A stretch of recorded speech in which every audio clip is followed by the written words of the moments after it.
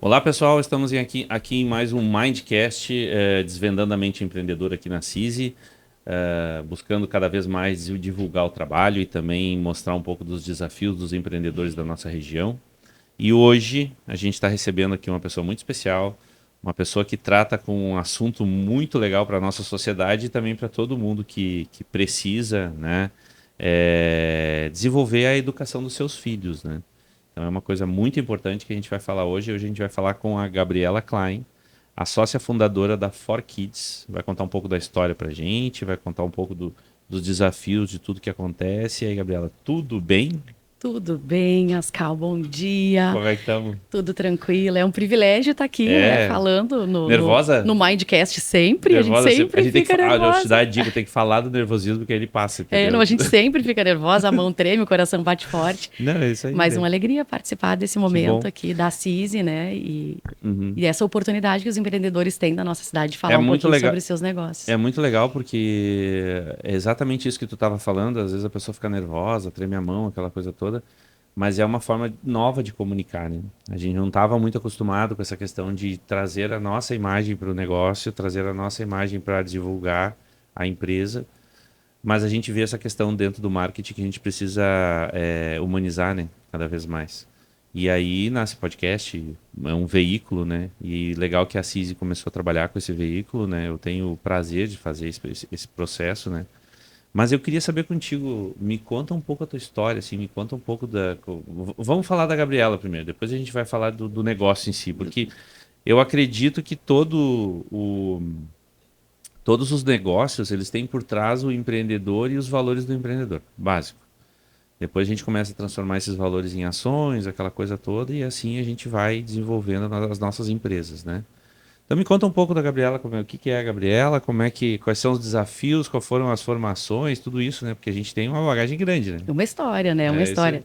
Eu digo que o CPF, ele precede o CNPJ, Isso né? aí. Então, a alma da 4Kids, ela tem um nome, né? Uhum. E tenho muito orgulho de dizer que há 20 anos, então, faço parte. 20 20 anos. anos. Em Uhum. 2026, estamos completando 20 anos de história. Mas começou lá atrás, né? Eu sou filha de pais de uma família muito pobre do interior do estado, né? Eu Uhum. sou de São Francisco de Paula. São Francisco de São Paula. Francisco, uma cidade linda, maravilhosa, que Linda, todo muito mundo bonito. deve conhecer. Eu gosto, eu já fui São lá, é muito legal. Francisco, uma bela de uma cidade. Nasci e cresci lá.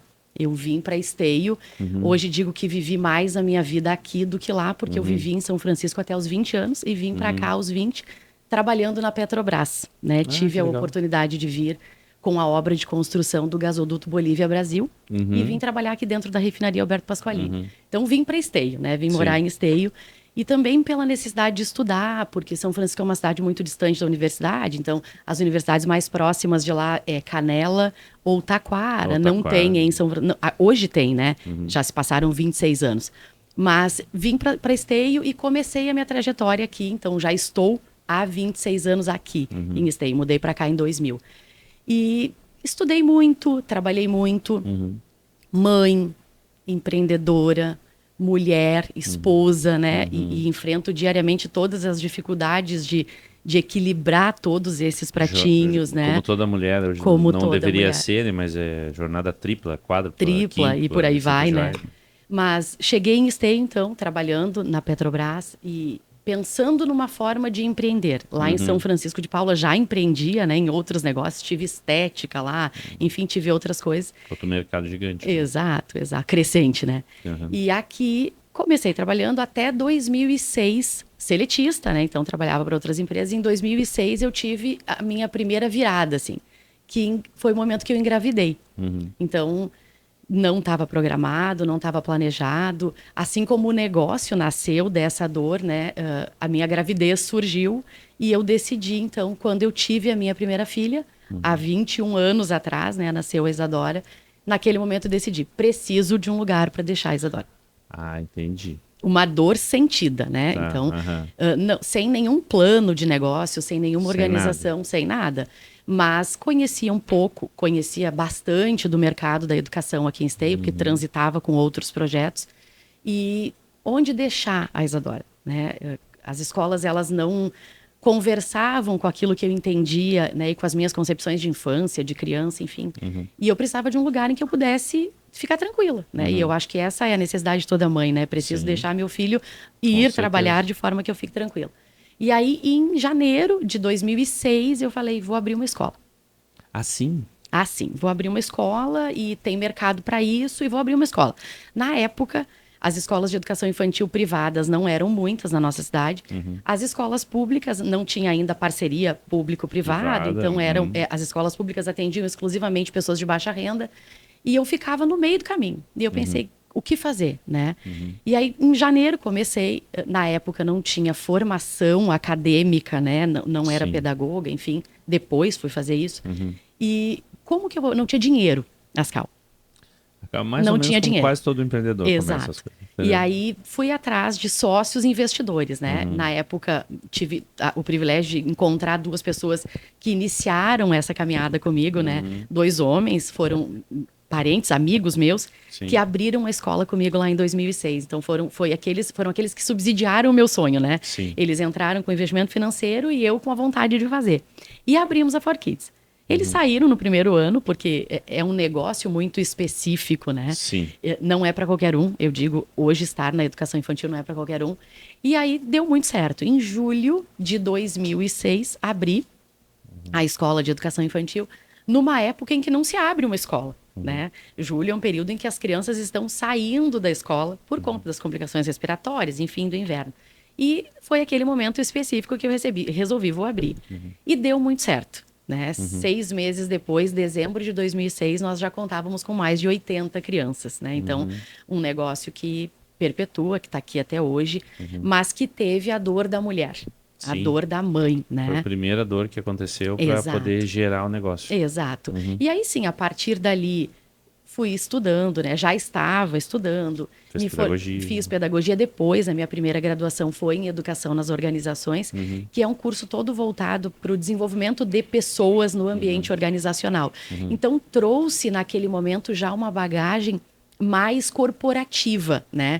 Quando a história das escolas de educação infantil, de um modo geral, elas vinham muito da mãe que era professora, que abriu a escola, da filha que seguiu tocando esse negócio, que também era professora. Então, muito pouco se percebia dentro das escolas de educação infantil, e ainda hoje é assim, nessa constituição histórica das escolas de educação infantil, muito pouco se relaciona com aquilo que é importante para que uma empresa tenha sucesso, né? Então, vim com esse olhar de desenvolvimento de pessoas, com um olhar mais empresarial, mais corporativo, também trazendo minha bagagem de trabalho anterior. Né? Isso. E fui depois fazer pedagogia, aí sim entendi que existia uma lacuna em termos de conhecimento e que eu precisava dominar, né, o que organizava o serviço que eu prestava, que é a educação. Aí sim, fui para a pedagogia, fiz minha formação, fiz gestão em educação. E aí lá em 2009, a mãe Gabriela teve o segundo filho, né, que aí sim foi uma enxurrada de emoções, porque me preparei para ir para a Itália e me descobri na Holanda, né, porque todas as mães se preparam para ter filhos típicos, e eu tive uma gestação maravilhosa em 2009 do meu segundo filho, e quando ele nasceu, uma criança com deficiência, um menino com microcefalia, e aí me fez parar tudo novamente e pensar... O que se faz agora para uma criança que necessita de educação inclusiva, né? E aí a porta abriu para um novo horizonte. Num primeiro momento me perdi muito, sofri muito, porque Sim, tem que buscar muito conhecimento. Não é romântico, né? Não, tem o lado, que tem um lado romantizado, mas é que assim, né? Tem as dificuldades. É muito difícil, muito difícil. Ser mãe, ser mulher, empreender e ter um filho atípico, né? Uma criança que demanda muito, e demanda ainda. Meu filho tem 16 anos hoje e depende quase que exclusivamente de mim. Não é fácil, não é fácil. A gente precisa reorganizar a vida. Mas ali também nasceu uma nova oportunidade de reflexão, porque foi o momento em que eu pensei, e agora? Faço já, né, há alguns anos, a educação infantil com tanta excelência, num tempo em que a gente não falava na educação inclusiva, né? A gente não era tão comum como é hoje. E como atender? O que fazer? Aí nasceu a mãe neuropsicopedagoga, aí nasceu a mãe que foi buscar todas as informações em relação à acessibilidade, à educação inclusiva, enfim, e estamos aqui, né? Então, hoje, 20 anos nessa trajetória, 20 anos morando em Esteio, 20 anos proporcionando para tantas famílias aquele que foi, na verdade, o meu maior sonho, né? O meu maior desejo, assim, de ter um lugar onde eu pudesse ver os meus filhos crescerem felizes. E isso deu muito certo, deu muito certo. E aí nasce a 4Kids lá no primeiro momento com a primeira filha, e depois mais a inclusão com a segunda filha. Mais a inclusão com o segundo filho. E hoje estamos aí. E a cada dia nascem novos desafios. Sim. Né? Estar na educação hoje, eu digo para todos os educadores, a necessidade maior é continuar atualizando. Né? Quando se fala teoricamente sobre educação continuada, né, a gente não dá a devida importância, porque isso não acontece na prática. Às vezes o discurso e a prática eles têm direções muito diferentes, né? Então, assim, é muito importante que a gente atualize permanentemente para poder continuar atendendo. Entendi. Mas deixa eu te fazer uma pergunta que eu acho que é importante a gente pontuar aqui, que tu falou assim, eu trouxe a minha experiência da área organizacional, né?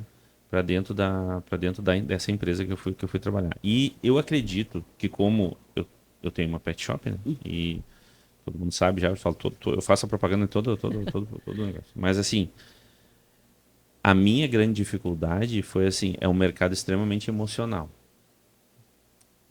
Porque são os filhos de outra, né? Os filhos, os cachorrinhos e gatinhos. Os tutores, né? Dos teus pets. E é tudo emocional.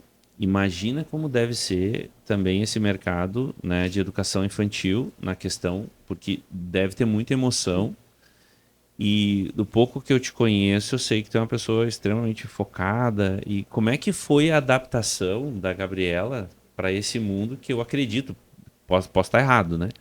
Mas como é que foi a adaptação dessas questões profissionais, das questões organizacionais para dentro de um mercado que é extremamente emocional, emoção. É basicamente emoção. Né? Emoção. Tu tem que trazer emoção em certos momentos para que também dê um pouco de propósito também, Exato. Né? Como é que foi isso, assim? Então, Ascal, não foi difícil, porque quando nasceu a 4Kids, a mãe nasceu junto. Né? Então, esses sentimentos de eu preciso proporcionar um serviço que atenda uma necessidade que eu conheço.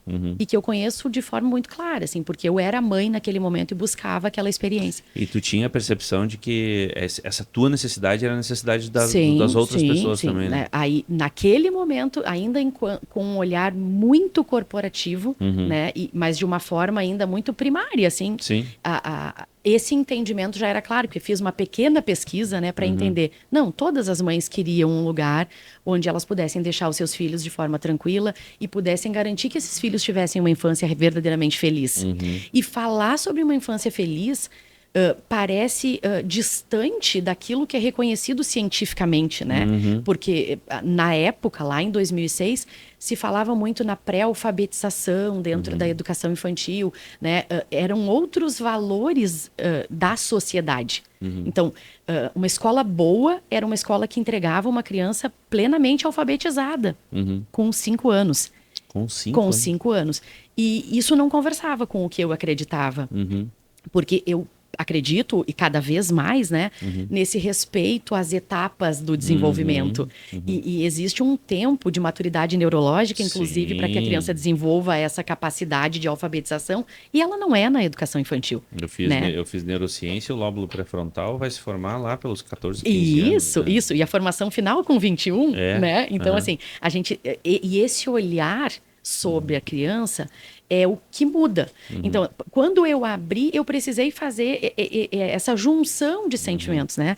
Manter o objetivo, que era a escola ser uma empresa, ao mesmo tempo em que entender e falar de sentimentos, e falar de emoção, em falar daquilo que era a dor das outras mulheres. Sim. Né? Preciso ter aqui, e ao mesmo tempo eu precisava dizer, não, aqui tem amor, é um atendimento humanizado, mas também tem uma proposta pedagógica consistente. Sim, tem uma estrutura profissional uma consistente. Metodologia consistente. Tem metodologia, tem processo bem organizado. Então, assim, ainda é um diferencial da nossa escola.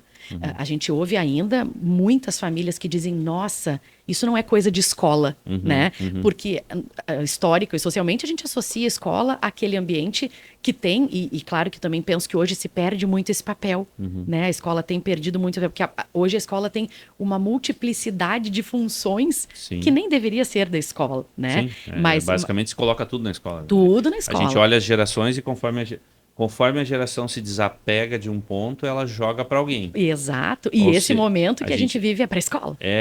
Eu costumo dizer assim que quando não joga para o videogame, para televisão ou para comida, né, que são os grandes males de que já passamos por isso, né, em momentos diferentes da nossa história. Joga para a escola. Exato. Né? A minha primeira formação é como professor de educação física e é muito engraçado, né, porque parece que as crianças, eu não sei se tá isso ainda, né? Vou fazer agora aqui uma polêmica, mas tudo bem. Uma vez eu peguei um pai numa escola, que era fazendo estágio ainda na faculdade, isso há bastante tempo já, e ele dizia assim, não, mas o meu filho veio aqui para aprender isso. Não, deu vontade de dizer assim, né? Aprender é bom dia, boa tarde, muito obrigado. Não é aqui que você vai aprender, né? Você vai educação, informação técnica. Informação técnica, beleza. Mas, então, assim, essa questão que eu estava te perguntando da questão corporativa, né?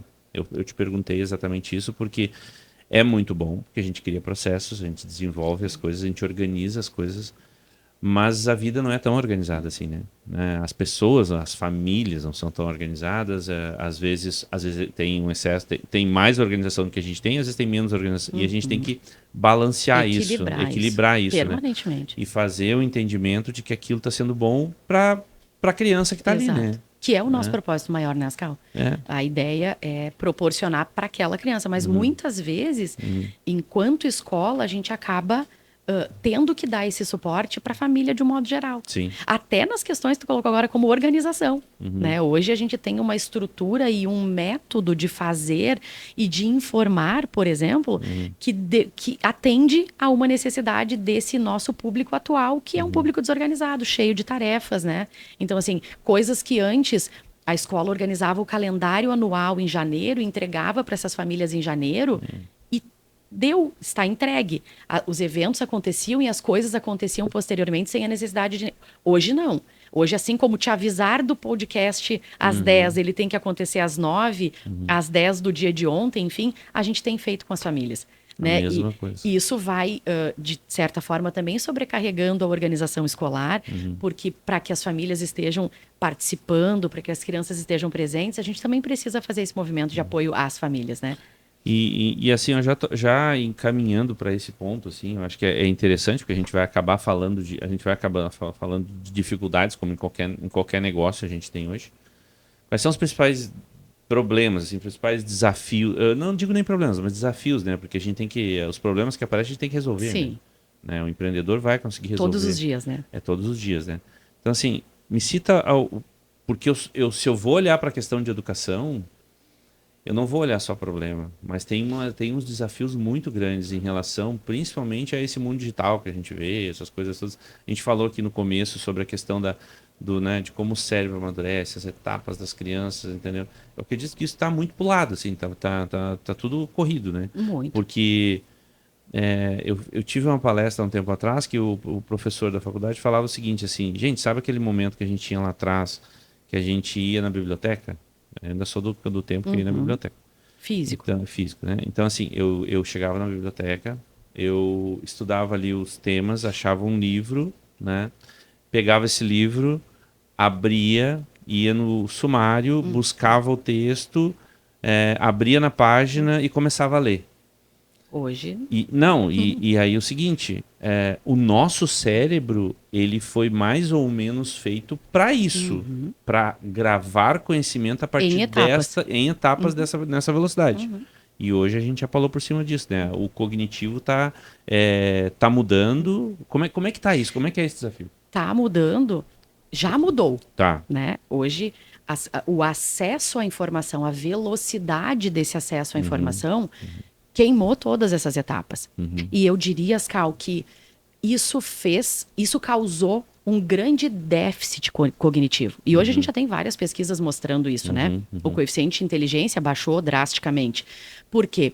Porque a gente não consegue mais fazer esse movimento. É tudo instantâneo, tudo muito rápido. E gerou esse efeito que não gruda, né? Eu digo efeito Teflon no cérebro das crianças. Então a gente fala sobre um determinado assunto hoje e eu tô falando da minha área, eu tô falando da educação infantil. Da educação infantil. Eu transito por outras etapas do ensino e lá isso já está dado, né? Então assim, crianças de ensino da educação básica lá do Fundamental 1, Fundamental 2 e médio, isso já está dado. Então, a criança aprende hoje, amanhã ela não retém. Ela não retém mais nada. Total Teflon, não adere.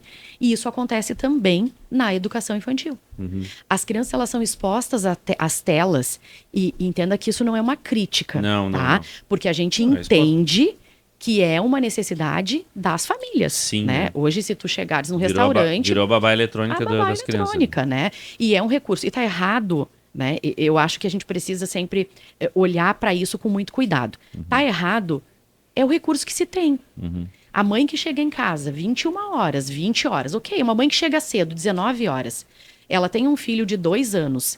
Ela chega em casa, ela é esposa, ela é mãe, ela tem comida para fazer, roupa para lavar, né? Claro, salvo as exceções daquelas mulheres que têm babá 24 horas e tal, mas vamos falar da população de um modo geral, 80%, né? Então, chega em casa, o que ela pode fazer?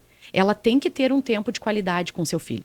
E ela é cobrada por isso, pela sociedade, pelo marido, pela mãe, pela avó e por ela mesma. E ela mesma, acho que é a maior cobrança isso, dela. Nós, mulheres, dormimos com isso. Sim. Né? O pai, e não menosprezando a ideia do homem e do pai, mas o papel, o maternar, né? Nós vamos dormir todas as noites. E quando a gente deita a cabeça no travesseiro, a gente diz, nossa, que mãe horrível que eu fui hoje, né? E isso pesa muito, tanto que hoje a mulher tem todos os problemas que tem e busca todos os recursos que busca, porque realmente é uma dificuldade da gente. E aí ela faz o quê?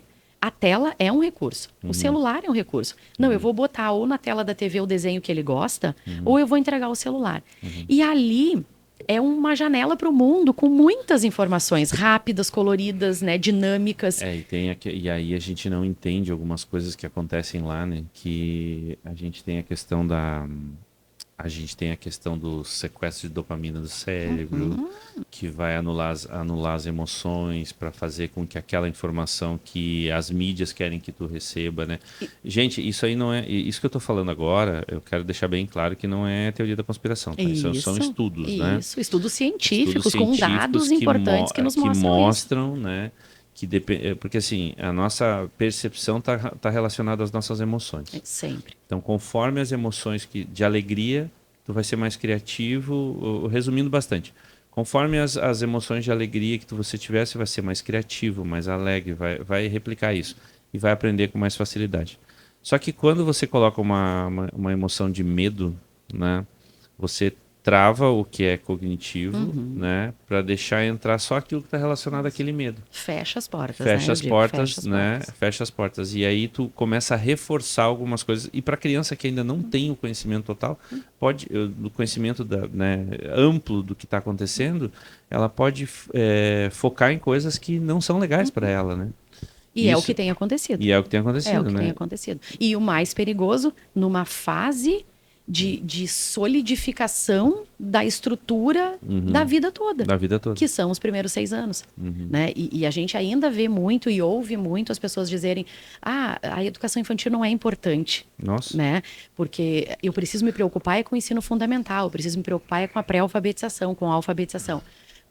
Falta de conhecimento, né? E eu respeito a falta de conhecimento das pessoas, mas assim, se nós fôssemos nos debruçar um pouco mais sobre esse assunto, o quão é importante e aqui se forma uma vida toda. É na educação infantil que eu formo os pilares, é o essencial, é o fundamental. É a base, né? É a base para toda a vida. Se eu serei ou não um adulto competente, dedicado, amoroso, engajado, compreensivo, cooperativo. Se eu vou desenvolver a minha habilidade de planejar, de palestrar, tudo se forma na educação infantil, né? E aí, Ascal, a responsabilidade do profissional que está ali. Sim. Né? E que muitas vezes nem esse profissional tem essa consciência, né? Porque a gente fala, mas isso está acontecendo dentro da escola. Eu tenho o real entendimento do que significa a minha ação com aquela criança. E aí a educação infantil entra. E aí começa a dar os choques, né? Começa a chocar as coisas e parece que a gente vai ter que criar uma solução para cada. Eu imagino, né? Eu não tenho essa experiência, mas me conta aí. Não é quase que achar uma solução para cada um que está ali na tua frente? Hoje é. As especificidades das crianças que nós atendemos em qualquer uma das etapas da educação é como se nós tivéssemos uma sala com 40 crianças e 40 necessidades diferentes de aprendizagem, né? E na educação infantil, no ensino fundamental, é exatamente assim. É um desafio muito grande estar em sala de aula. É um desafio muito grande reter a atenção daquela criança por tudo que tem acontecido na sociedade, né? Então, hoje, a educação vai ter que mudar. A proposta e as políticas públicas, enfim, elas vão ter que mudar. Por quê? Porque hoje nós temos uma sociedade diferente. E todas as grandes revoluções que aconteceram na educação, elas aconteceram na tentativa de resolver um problema social, né? E, historicamente, olhando para a história da educação. Sim, né? eu preciso de pessoas mais técnicas, Isso. foca no técnico. Eu preciso de pessoas vamos... mais humanas, foca no humano. Isso. Vamos lá, um passado ainda um pouco mais distante, né? Lá na Grécia, o que a gente precisava? De soldados. Então, a educação era focada no desenvolvimento do corpo, né? Aí, depois, eu precisava de pessoas mais cultas, né? Então, e para servir a igreja. Então, a educação era focada no desenvolvimento especificamente da habilidade de ler e escrever para poder transmitir as questões do evangelho. Línguas, né? e Isso. assim por diante. Então, assim, cada problema, né? Cada momento da sociedade, ela determinou um modelo de educação. E hoje, nós temos uma sociedade que nós não sabemos qual é o modelo. Sim. Se nós pensarmos em modelo de homem hoje, Ascal, que modelo ideal de homem a gente tem na nossa sociedade hoje? Quem é o modelo que os nossos adolescentes assistem? Vão olhar e vão dizer... Isso, a educação ela tem que ser pautada nesse modelo de homem para que tenha todo um sistema estruturado. Hoje nós não temos esse modelo. Né? E talvez nós sejamos, eu que tenho mais de 40 anos, talvez nós sejamos a única geração, né, que está vivendo isso. Nós não temos um modelo que organiza esse novo modelo de educação. Porque nós não temos um modelo de homem. Parece que... E aí, quando fala homem, tu fala de homem e sim, sociedade, sim, né? sociedade. Então, assim, porque é exatamente isso. É engraçado porque eu tenho mais de 50 anos e eu me lembro que antes, quando tu tentava criar... Eu sempre fiz isso. Quando eu criava tentar uma base, né? Olhava para o meu pai, olhava para os meus tios. Isso, eram os teus modelos, né? Os modelos, né? Então, olhava para meus pais, os meus tios, as pessoas que eu achava interessante para tentar coletar. E aí vem bem que tu falou, isso foi lá na infância que foi criado, assim. Eu tenho uma história que eu sempre falo da minha avó, né? Que é minha avó aos 80 anos ela me pediu desculpa. E eu tenho certeza absoluta que toda vez que eu penso na palavra humildade, eu lembro para esse momento, entendeu? Desse momento. Mas o que a gente olha hoje, né? Porque a coisa está tão fragmentada, né? Ascal, tu deve ter ouvido teus pais dizerem assim, a única coisa que eu posso te dar é educação. Sim. Não é? Sim. Os nossos pais, eles trabalhavam para que a gente pudesse estudar, né? Isso mesmo. Não tinha nada mais sagrado que pudesse ser transmitido de pai para filho do que a possibilidade de aprender alguma coisa. Sim. Por quê? Porque ter educação, porque estudar, né? O ato de estudar te permitia crescer, né? Enfim, ter um destino diferente, fazer uma coisa diferente na vida. Hoje, o modelo que a gente tem e que os nossos adolescentes têm é o modelo da internet. Sim. É o modelo do Instagram, é o modelo do YouTube, do TikTok, que vem enfim. Rádio, TikTok, isso. E que são pessoas, e lógico que não é 100%, existem as exceções, mas a grande maioria desses modelos hoje, eles não tiveram educação para estar onde eles estão. Sim. Eles não enriqueceram porque eles estudaram, porque eles trabalharam. É uma fama meteórica, e aí, né? Aí vira exemplo, né? Aí vem a palavra modelo. do influencer, né? Isso, eles são os modelos. Então, assim, estudar não é mais importante. Aprender não é mais importante. Saber não é mais importante. Sim. Basta que eu tenha um número X de visualizações, de seguidores, etc e tal. Isso vai determinar o meu sucesso. E isso, hoje, estudos mostram também, está acontecendo na primeira infância. Sim. Os influencers das primeiras infâncias, da primeira infância, né? Então, são pessoas que vão ali e entram dentro da tua mente e dizem o que tu tem que consumir, o que tu tem que ser, como que tu tem que ser. Né? Então, a gente não tem mais esse modelo. É esse modelo que eu digo. Os nossos adolescentes, os nossos jovens, as nossas crianças, não tem mais um modelo de sociedade. E na tua percepção, assim, a gente está num momento de transição? Ainda não. Não. Nós estamos sentindo, minha percepção, Aham. nós estamos sentindo, e nós discutimos muito isso no âmbito acadêmico, né, na Sim. pesquisa. Nós sentimos muito essa necessidade. Nós estamos no momento de levantamento destas necessidades. Uhum. Agora, o momento de transição, de transformação, talvez venha acontecer numa existência que eu não vá mais estar aqui. Se não tá, Né? aham. Ou não, porque hoje também tudo acontece muito rápido, a construção do Sim. conhecimento, a modificação desse conhecimento é muito rápida. Porque a gente fala de conhecimento, mas na realidade são dados, né? Isso, Que é tudo isso. fragmentado, né? Tudo É um fragmentado. pouquinho de cada coisa, tentando formar uma estrutura rapidamente para Exato. te dar um sentido do que tu tá fazendo. E em qualquer lugar tu vê isso, né, Ascal? Uhum. A gente vê assim, uma entrevista. Vamos trazer como exemplo um podcast. Eu vou participar de um podcast. Aí ontem eu disse, nossa, eu preciso estruturar, né? Sim. O que eu vou falar? Porque era a primeira vez que eu tô vindo participar. Sim. Aí a colega disse, entra no site GPT e faz ali e tal. Faz um- Muito superficial. Sim. Ok, que a inteligência artificial Sim. é um grande aliado. Eu acho que é a descoberta da... É. Eu costumo dizer para as minhas crianças e para os adolescentes com os quais eu trabalho, vocês precisam desenvolver a capacidade de fazer a pergunta. E a pergunta não é fácil. Isso, porque se tu não conseguir fazer a pergunta, tu tem ali um recurso incrível que pode te dar resposta, mas a pergunta ainda depende do humano, né? E tem um detalhe, assim, a pergunta, ela não tá relacionada só ao que tu conhece.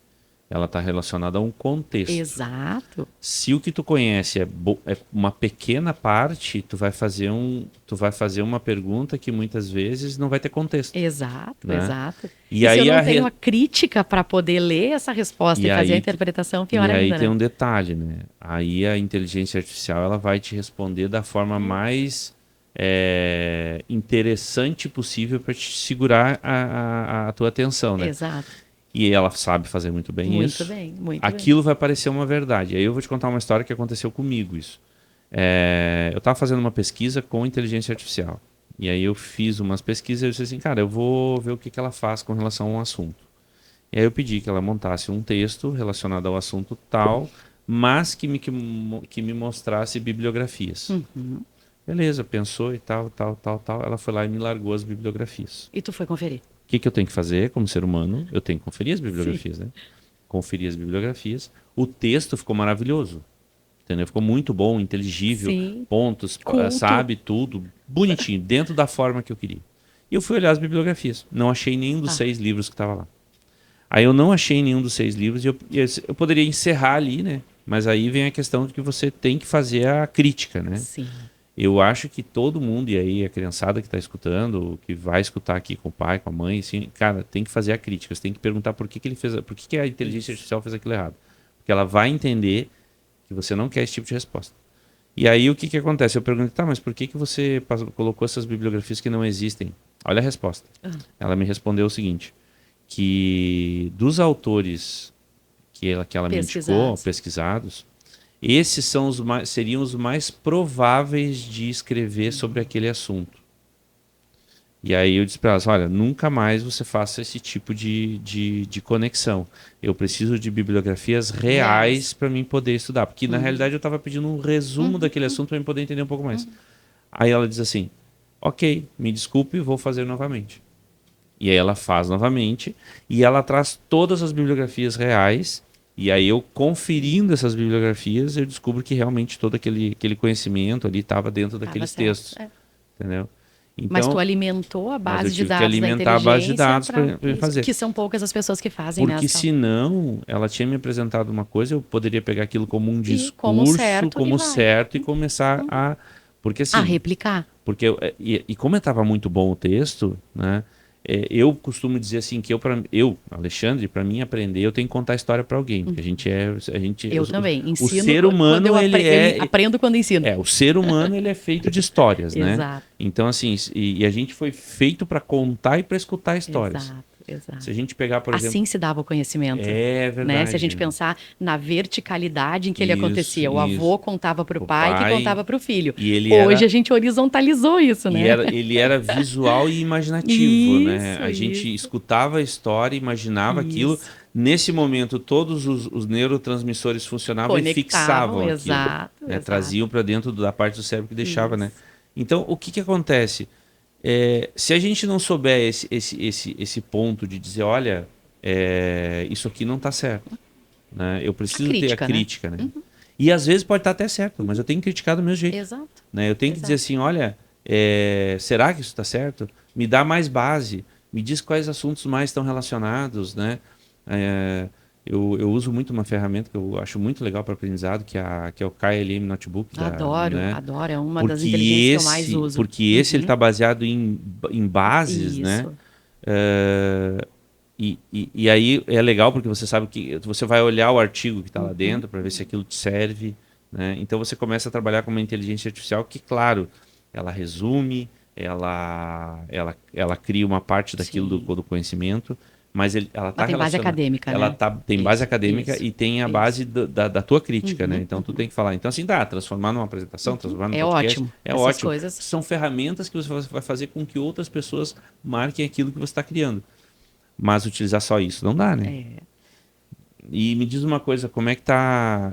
tudo isso que a gente falou, com certeza, ele vai acabar estourando numa questão, né? Que é o relacionamento com as famílias, né? Sim. Porque depende... Eu vou ter que convencer essas famílias que utilizam essas ferramentas, né? E que às vezes não utilizam bem, né?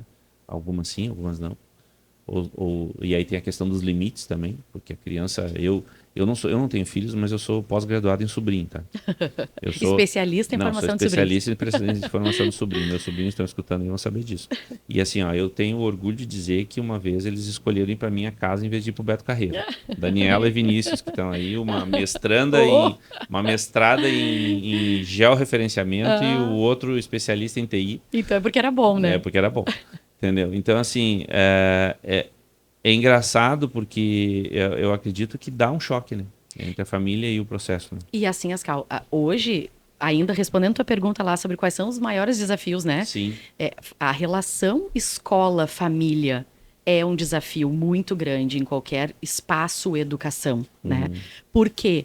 Porque as famílias, elas eram até há um tempo não muito distante.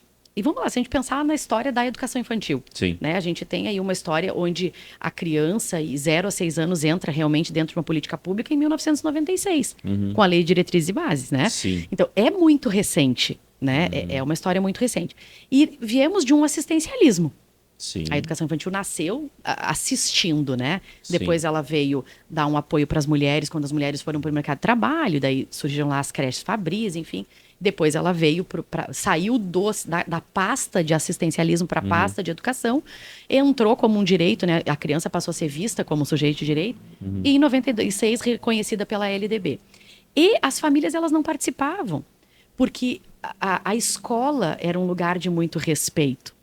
Ser professor era uma profissão, era uma autoridade. Né? Tu deve lembrar, com 50 anos, que o pai dizia assim, se tu chegar em casa e me contar que alguma coisa aconteceu na escola, tu apanha. Isso aí. Não é? Isso aí. Hoje, há uma inversão total. E assim, ó, se ele escutasse ainda da professora que eu respondi para a professora... Pronto. Né? Aí eu estava mais errado ainda. Isso. A razão era da professora. A história da profissão docente, né, ela está muito próxima da história do sacerdócio. Né? Sim. Então, as professoras, elas tinham um prestígio social. Uma parte elas da tinham educação autoridade. veio a partir da igreja e a partir das freiras, assim. Nasceu lá, né? Então, estruturou. Lá é que começou tudo. Então, se a gente olhar para essa família, era uma família que aceitava tudo que a escola dizia, não questionava, não fazia nenhum tipo de intervenção. Com o passar do tempo, e eu diria que o marco foi a pandemia. Sim. Né? Com a pandemia e com a mudança global nos modelos de educar, né? Mudou tudo. A sala de aula inverteu, enfim. Sim. Nesse momento, a família passou a ocupar um espaço muito maior. E a família começou a intervir. Né? A família hoje... E aí digo... Mais uma vez, a gente volta a falar sobre a rede social, né? Aquela rede social que forma superficialmente, que diz como tem que ser. Algumas famílias, algumas famílias, e eu tenho o privilégio de dizer que na nossa escola muito pouco, Sim, ainda bem. mas algumas, Que bom. olha, os pais da For Kids que nos escutem, Nos assim, escutem, olha, agora parabéns a vocês, vocês Parabéns. não são assim. Não são assim. Mas tem muitas famílias em muitas escolas, e eu trabalho com formação de professores em outros espaços, que fazem esse tipo de movimento, de intervenção, querendo assumir o papel do professor. A gente fala assim, quando tu vai ao médico, o médico te diz e tu cala, e pode até não aceitar o diagnóstico dele, pode até pensar em consultar um outro profissional, mas tu não discute com o médico, né? Hoje os pais discutem educação com os professores. Sim, Pai achando que engenheiro, tem- pai administrador, pai arquiteto. Então ele vai lá na rede social, ele se alimenta, né? Ele De bebe situações. em algumas fontes lá para aprender algumas coisas E e às chega em vezes sala acha- de aula. E às vezes acha que essa fonte é totalmente fidedigna. Isso. E daí voltamos para o que a gente estava falando agora. Muitas vezes uma réplica de um conhecimento que está totalmente equivocado. E essa polarização acontece lá fora e vem para dentro da escola. Vem né? para dentro da escola. Aí o pai chega lá querendo ensinar o professor como se faz. Ou dizer o que deve ser Exato, feito. e assim, ensinar a escola, né? E dizer, Polêmica, olha, assim, né? mas assim, vocês deveriam fazer assim, assado. Quem faz isso? Em qual mercado isso acontece? Aí Em eu qual começo a fazer as segmento? perguntas, né? Se passar por 5 perguntas, Isso. Então, o que a escola hoje precisa se preocupar, basicamente, com esta relação, né? Que é um grande desafio. O tripé, aluno, família, escola. Isso tem que andar muito bem.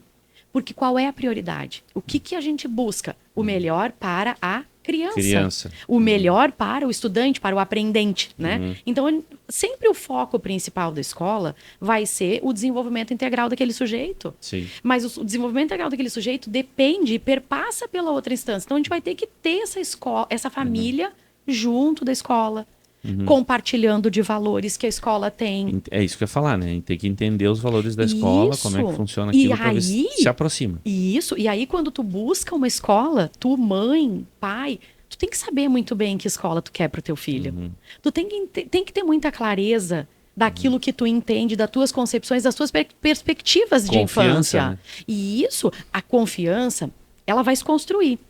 Né? É um relacionamento que se constrói diariamente. Mas nesse primeiro momento eu digo confiança porque assim, tem que confiar naquela metodologia, confiar naquele processo, né? Isso. E tem que olhar para aquele espaço pensando, opa, fala com aquilo que eu penso. É né? isso que eu quero. Tem esses mesmos valores. E aí tem coisas muito simples, assim, que eu poderia dizer para pai que está buscando escola. Tem coisas muito simples. Eu entro numa escola onde todas as crianças estão alinhadíssimas, um atrás do outro, Então. lindos, uniformizados, impecáveis, e uma grama verde. Essa é uma escola que não conversa com a minha concepção de infância. Eu, Sim. Gabriela Klein. Nossa, tá louco? Esse foi o meu desejo lá em 2006. Eu não quero um robozinho. Uhum. Eu quero uma criança que brinque, eu quero uma filha que se suje, eu quero uma criança que corra, que tenha acesso, que aprenda habilidades emocionais Sim, que são cara, se nós for falar disso, infinitamente nós mais vamos- caras do que as habilidades técnicas. Os objetivos de aprendizagem daquela escola, eles têm que conversar comigo e eu preciso minimamente olhar para aquele espaço e dizer, é isso. Se tu for na For Kids hoje, Ascal, a nossa grama é um barro, né? Eu digo é um barro. Eu tenho vergonha da minha grama, não, eu tenho orgulho da minha grama. Porque as minhas crianças, elas estão o tempo inteiro na rua. Sim. E isso diminui a intervenção pedagógica, a proposta fundamentada, o objetivo de aprendizagem, de maneira nenhuma. Só que hoje, enquanto adulta, e nós adultas, e tu, na tua empresa, e todos os empresários aqui da CISI, trazem sempre a mesma dor. Nós temos muita dificuldade na retenção das pessoas. Gente, gestão de pessoas Não, hoje é a gestão maior, de pessoas né? é horrível. Isso. Não tem, Então, assim, e hoje difícil. nós contratamos olhando para um currículo que tecnicamente é um currículo muito bom Muito bom. e nós demitimos pela inabilidade social, Social e emocional, né? Então, e volto para minha responsabilidade. Onde é que se constrói isso? 0 a 6 anos. 0 a 6 anos. Se a escola que eu estou buscando, ela fala, ela atende essa expectativa, eu sei que é isso que eu quero para o meu filho. Eu não quero um filho... nós temos inglês, né? Temos uma Sim, parceria fantástica falar com o IASIG IASIG, dentro da nossa escola. Os nossos alunos já saem de lá, né? Com toda uma prévia organizada. Mas não é o mais importante. Não. O mais importante é meu filho conseguir esperar a sua vez para falar, desenvolver o mínimo de empatia, saber minimamente sobre planejamento. E planejamento eu aprendo com meus blocos de montar. Eu costumo dizer que eu tinha... o pessoal falava para mim assim, Ascal, é muito... Tu falou de uns assuntos agora, explodiu Coisa que a gente poderia... Explodiu a cabeça. Mas assim, ó, tu falou assim, ó, o pessoal fala, como é que eu vou contratar uma pessoa que... Como é que eu vou contratar... Que a gente fala que a gente precisa contratar as pessoas por competências, né? Como é que eu vou contratar uma pessoa que nunca trabalhou, né? Nunca trabalhou por competência, porque eu não sei as competências que ela tem. Aí eu disse assim, gente, olha só. Primeira coisa, tem que estabelecer as competências. Estabelece lá. O que eu quero? Então, assim, para essa função eu preciso de uma pessoa planejada e organizada, eu preciso de uma pessoa focada em metas, né? E eu preciso de uma pessoa que saiba trabalhar em equipe, né? Pronto. São 3 competências básicas. Aí eu vou pegar uma pessoa que nunca trabalhou para entrevistar ela, porque eu estou buscando um aprendiz ali. Tá, mas Ascal, como é que eu faço para entender isso se ela nunca trabalhou? Assim, vamos lá. Se tu perguntar para um adolescente, né, como é que ele se organiza durante a semana, ele vai dizer, não, olha só, minha mãe, ela sempre me ensinou que eu tenho que acordar de manhã, arrumar minha cama, depois eu tenho que fazer as coisas que eu preciso fazer com ela e tal. É uma pessoa planejada. Tu já vai entender que ela tem um mínimo de planejamento. Aí diz assim, tá, e me conta um pouco mais, como é que tá a escola, o que tu tá terminando? Então, assim, não, o meu foco é fazer não sei o quê. Então tu vai ter pontos chaves que ele vai te mostrar que ele tem foco, que ele tem planejamento, né? E aí trabalha aqui, como é que é a tua relação com teus colegas? Né? A gente tem as festas, não sei o quê, a gente faz isso, a gente faz um trabalho social, né? Você começa a descobrir que essa pessoa ela tá inteirada numa sociedade. Exato. Primeira coisa. A segunda coisa que eu quero te falar, assim, ó, que agora tu me deu uma esperança na humanidade, entendeu? Porque me parece, cada vez que a gente olha, e é óbvio que os meios de comunicação, eles buscam a nossa atenção a partir do que não é tão bom e às vezes é negativo, né? Porque parece que as pessoas não têm mais a capacidade de lidar com as suas emoções. E escutar que uma escola, né, infantil, né, ela começa a pensar nessas emoções, no que a criança precisa entender que ela não vai ter tudo na mão dela. Lidar com as frustrações. Lidar com frustrações. Isso. Cara, eu me lembro que na escola era só frustração. Né? E tu é quem tu é hoje todo, por isso, né, Ascal? Mas é óbvio, e eu sou resiliente, a gente fala tanto de resiliência. Porque as pessoas têm que ter resiliência e tal, não sei o quê. Mas se eu não ensino essas pessoas a trabalharem com as frustrações, como é que eu vou ter pessoas resilientes? Não terá uma pessoa resiliente. Não vai conseguir entender o que é aquele sentimento que está acontecendo ali. E por isso do trabalho da gente lá na educação infantil. Sim. E por isso dessa consciência, né, Ascal? Dessa consciência.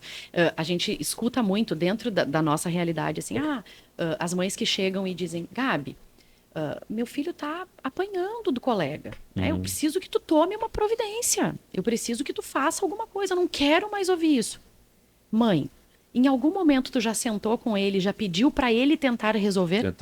Em algum momento tu já disse para ele, meu filho, o porquê que isso está acontecendo? É uma terceirização o tempo todo das coisas. Isso. E aí, Ascal, vem uma outra coisa. Talvez seja porque eu, mãe, me sinto muito culpada por estar distante do meu filho 12 horas por dia. Hoje o nosso público é um público que geralmente entra na escola às 7 da manhã e sai da escola às 19 horas. Porque a escola de educação infantil tem uma carga horária extrema. Diferentemente dos países europeus, por exemplo, que 6 horas é o limite, né? Aqui, no Brasil, instituído por conta das demandas, né? Então, nós temos uma carga horária muito extensa. E essas mães deixam essas crianças sob os nossos cuidados durante o dia todo. E elas amam esses filhos. Elas querem o melhor para esses filhos.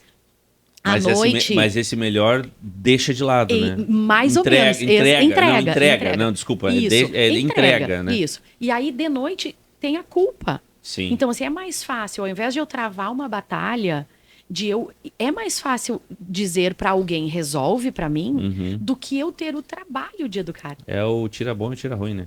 Eu vou ser só o tira bom e eu vou deixar o tira ruim com a escola, eu vou deixar o tira ruim com Porque é professor, difícil, assim muito difícil. Ser mãe, ser pai hoje é muito difícil. Sim.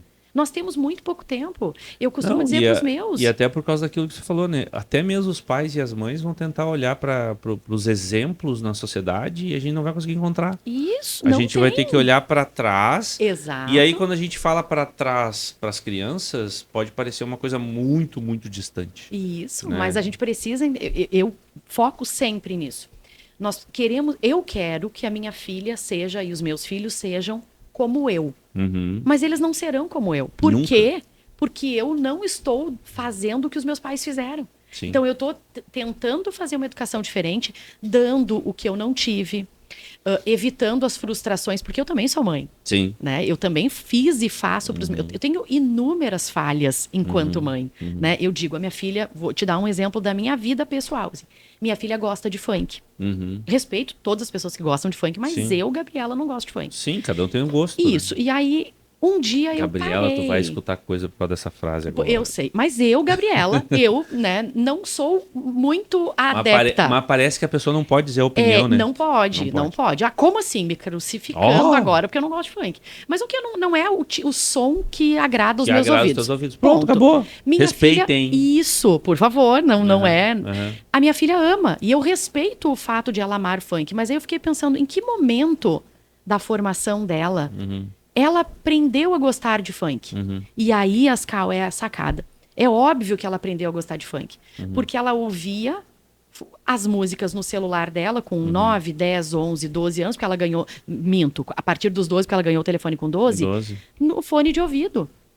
Eu não sabia o que ela estava ouvindo. E para os dias de hoje, ela ganhou o celular tardiamente. Né? Lógico, porque hoje as crianças ganham com 5, com 4, com menos, né? E assim, ganham telefones com acesso ao mundo. E ela descobriu, então, nossa, eu gosto de funk, eu falhei. Ela poderia gostar de qualquer outra coisa que talvez também não fosse legal, inclusive de coisas ilícitas, Sim, né? Porque eu não em algum momento, conectar com aquilo. Exato, em algum momento eu não estava presente. Eu gosto de música clássica, porque quando eu era pequena, eu limpava a casa ouvindo tocar num toca-discos, né? Porque a minha mãe tinha um toca-discos, música clássica. Eu quase tive um troço semana passada, porque eu passei no shopping e tinha um toca-disco lá. Engraçado que era um toca-disco com conexão Bluetooth. Não, normal, né? É uma adaptação à nossa realidade. Mas, enfim, a gente constrói os gostos dos nossos filhos, uma predisposição a determinadas coisas, a roupa, qualquer coisa, quando a gente consegue estar junto. É a chamada ambiência, né? Isso. O ambiente forma e cria o humano que está ali dentro daquele ambiente. Exato, né? exato. As gerações foram feitas assim, né? Exato. A gente tem claro, a gente faz a divisão de gerações porque a gente como ser humano, a gente tenta sempre dividir as coisas, né? A gente, como pesquisador e curioso, a gente quer dar um conceito para naquele momento, naquela fatia, digamos assim. Exato. E a ambiência, claro, formou geração Z, geração X e assim por diante, né? Os millennials e aquele negócio. Tem uns que não aceitam isso, outros aceitam e assim por diante. Mas aquela fatia viveu aquela sociedade, viveu aquele momento, viveu aquela música, aquelas... E tu falou ali da questão do celular, né? Os especialistas dizem, até os 12 anos, nada de tela. Só que não existe isso, né? Não tem como, né? Hoje a gente diz assim, hoje nós já estamos preconizando uma outra ideia. Até os 12 meses, por favor, nada de tela. Até os 12 meses. Mas aí, 12 meses. Tu consegue imaginar o que é isso? Consigo. Uma criança com 3 meses que só consegue mamar olhando galinha pintadinha? Pois é. A minha sobrinha é assim. A minha sobrinha neta, né? A filha da minha sobrinha. Eu achei engraçado, eu cheguei lá na minha mãe, 2 situações que me chamaram a atenção. Né? Primeiro, ela só consegue se relacionar com as pessoas ao redor dela olhando aquilo, então ela fica o tempo todo assim, ó, correndo o olho de um lado para o outro. Né? Outra coisa, tem que ser muito alto, ou seja, para preencher a cognição. Não tem vazio. Não tem vazio, né? Para ela continuar fazendo aquilo ali. E ela, de forma alguma, ela presta atenção no que tu fala. Entendeu? É quase que um jogo entre mostrar aquilo e conseguir algo. Exclui totalmente como é que se diz, a cognição de aprendizado, né? Com o outro, né? Porque eu sempre escutei, né? Ela não sabe falar ainda, né? E ela aprende a falar a partir da interação. A partir, né, da interação com os pais e do repetir os movimentos da boca que depois vem o som. Exato. Isso não acontece, né? E ela escuta lá, não tem isso, né? Tu falou da questão da pandemia, né? A gente passa por uma mudança cognitiva, porque a gente tem que olhar as pessoas pelas telas, né? Aí vem o home office, assim por diante. Eu vou te dizer, nós não estamos tão preparados para isso. Nossa geração não estamos tão preparados para isso, mas a gente consegue se adaptar. Agora, imagina uma criança né? Que uma criança de agora, logo aqui na frente, vai trabalhar com isso, não vai ter essa capacidade Não. de adaptação. E não tem. Não As tem. crianças hoje não têm a capacidade de adaptação. E voltando à pandemia. A pandemia foi divisor de águas mesmo. Sim. Né? A partir da pandemia, houve toda essa entrada das famílias na escola, houve toda essa tentativa de adaptação das famílias a um novo modelo de aprendizagem, houve toda uma adaptação das crianças, né? Independente da etapa do ensino, também de se adaptar a esse novo modelo. E como aprender com isso? Os professores não estavam preparados para isso. Pois é, né? Em momento nenhum, professor algum estava preparado Pegou todo para mundo viver. Todo mundo. Nos adaptamos dentro do que era possível. Naquele momento. Nós conseguimos fazer o que era possível. Imagina que lá no ensino fundamental, os professores disponibilizavam as suas aulas, né? Compartilhavam seus objetivos de aprendizagem no Classroom. E na educação infantil, Ascal? Fazia o quê? Fazia o quê? Né? A gente mantinha vínculo através de uma tela. Sim. Porque nós queríamos manter o vínculo com as nossas crianças, nós queríamos que eles não ficassem isolados, mas são outras crianças pós-pandemia. São outras famílias pós-pandemia. Outras crenças também, né? Porque Outras a partir crianças. da pandemia, a partir Crianças. da pandemia, muitas crenças se fortaleceram em ferramentas tecnológicas. Isso. E aí, engraçado, né? Que ferramenta tecnológica acharam que era o máximo da educação e que isso ia mudar o mundo, né? Isso. E aí a gente começa a olhar os países que estão voltando. Isso, é um né? movimento inverso. Inverso. Mas deixa eu te falar, agora falou de países, eu acho interessante que a gente estava falando um pouquinho antes da questão do emocional, né? Eu vi uma reportagem uma das melhores escolas de educação infantil, se eu não me engano, Dinamarca, os Países Baixos, né? E foi muito engraçado, porque eu estava vendo a reportagem, né? E tinha um grupo de crianças em volta de uma poça d'água e o repórter conversando com o professor, né? E aí chegou um menino no meio da poça d'água, foi lá e bebeu a água da poça d'água. O professor olhou para o menino e deixou. E o repórter começou a conversar. Claro, né? Nós brasileiros, né? Nós ficamos malucos, né? Nossa, não né? pode. Eu me lembro quando eu morava na África do Sul, eu achava interessante, né? A gente ia para casa dos amigos, né? Passava as crianças um arrastando o outro no chão, o mais novo sofrendo, né? E pulando. E tava tudo certo, velho. E a gente ficava louco, nossa, vai bater com a cabeça no... Mas voltando à história da educação, essa da reportagem. E aí chegou um momento que esse mesmo menino chegou no meio do grupo e bateu com o pé no meio da poça e molhou todo mundo. E aí o professor pediu uma licença pro repórter e foi lá e chamou o menino, chamou a atenção dele e tal. E o repórter fez uma pergunta muito interessante, que ele disse assim, eu preciso saber de uma coisa. No primeiro momento em que a criança em que ele veio aqui tomou a água do chão, tu não falou nada. Por que no segundo momento, quando aconteceu quando ele foi lá e bateu com o pé no chão, tu chamou a atenção dele? Ele disse assim, não, vamos pensar o seguinte, primeiro pelo conceito de individualidade, né? No primeiro momento ele fez uma escolha, entendeu? Ele foi lá e bebeu a água do chão, né? Claro que eu não posso dizer se essa água tá boa ou não tá boa, mas ele fez uma escolha. Ele ia gerar as consequências para ele daquela escolha, tá? E aí tá tudo bem. Aprenda a lidar com isso. Aprenda a lidar com isso. Né? Tá aí no segundo momento. No segundo momento, ele atingiu a sociedade. Ele feriu o coletivo. Exato. E aí é o momento que eu preciso corrigir, porque é um momento que a gente precisa demonstrar para a criança que esses valores não podem ser quebrados. Isso. O direito dele termina na medida que começa do outro. Cara, eu achei isso maravilhoso, assim. Entendeu? E esse é um conceito, Ascal, que hoje, em países desenvolvidos, é muito claro, né? A concepção, a perspectiva de o que precisa ter numa infância. Em outros, o Brasil ainda engatinhando, né? A gente ainda tem um modelo, uma base nacional comum curricular que organiza minimamente o que tem que ser visto em sala de aula, que deveria ser visto da mesma forma em todos os lugares do Brasil, mas minimamente. Fora daqui, estas são as habilidades que a gente precisa desenvolver no indivíduo. Tá aí, e me diz uma coisa, tu falou uma coisa que me chamou a atenção agora. Ainda somos conteudistas? Ainda, muito. Muito. E nós ainda temos escolas, por exemplo, que usam modelos muito ultrapassados para a infância. Apostilamento, vou te dar o exemplo do apostilamento. Tu imagina que num tempo em que a gente pense na criança como protagonista. Sim.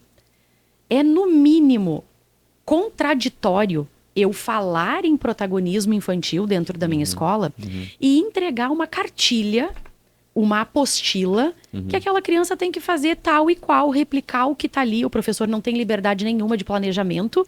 E eu não enxergo a individualidade, Adaptar a especificidade. a especificidade para cada um, nada. Nada. Eu tenho uma apostila que rege o meu trabalho durante os meus 220 dias letivos do ano. Né? Então, eu tenho um material engessado que traz, nossa, Gabriela, mas traz ali os objetivos de aprendizagem. E aqui pode parecer, não é uma crítica às editoras, porque as editoras vivem disso, tá tudo certo, mas é assim, é um convite à reflexão.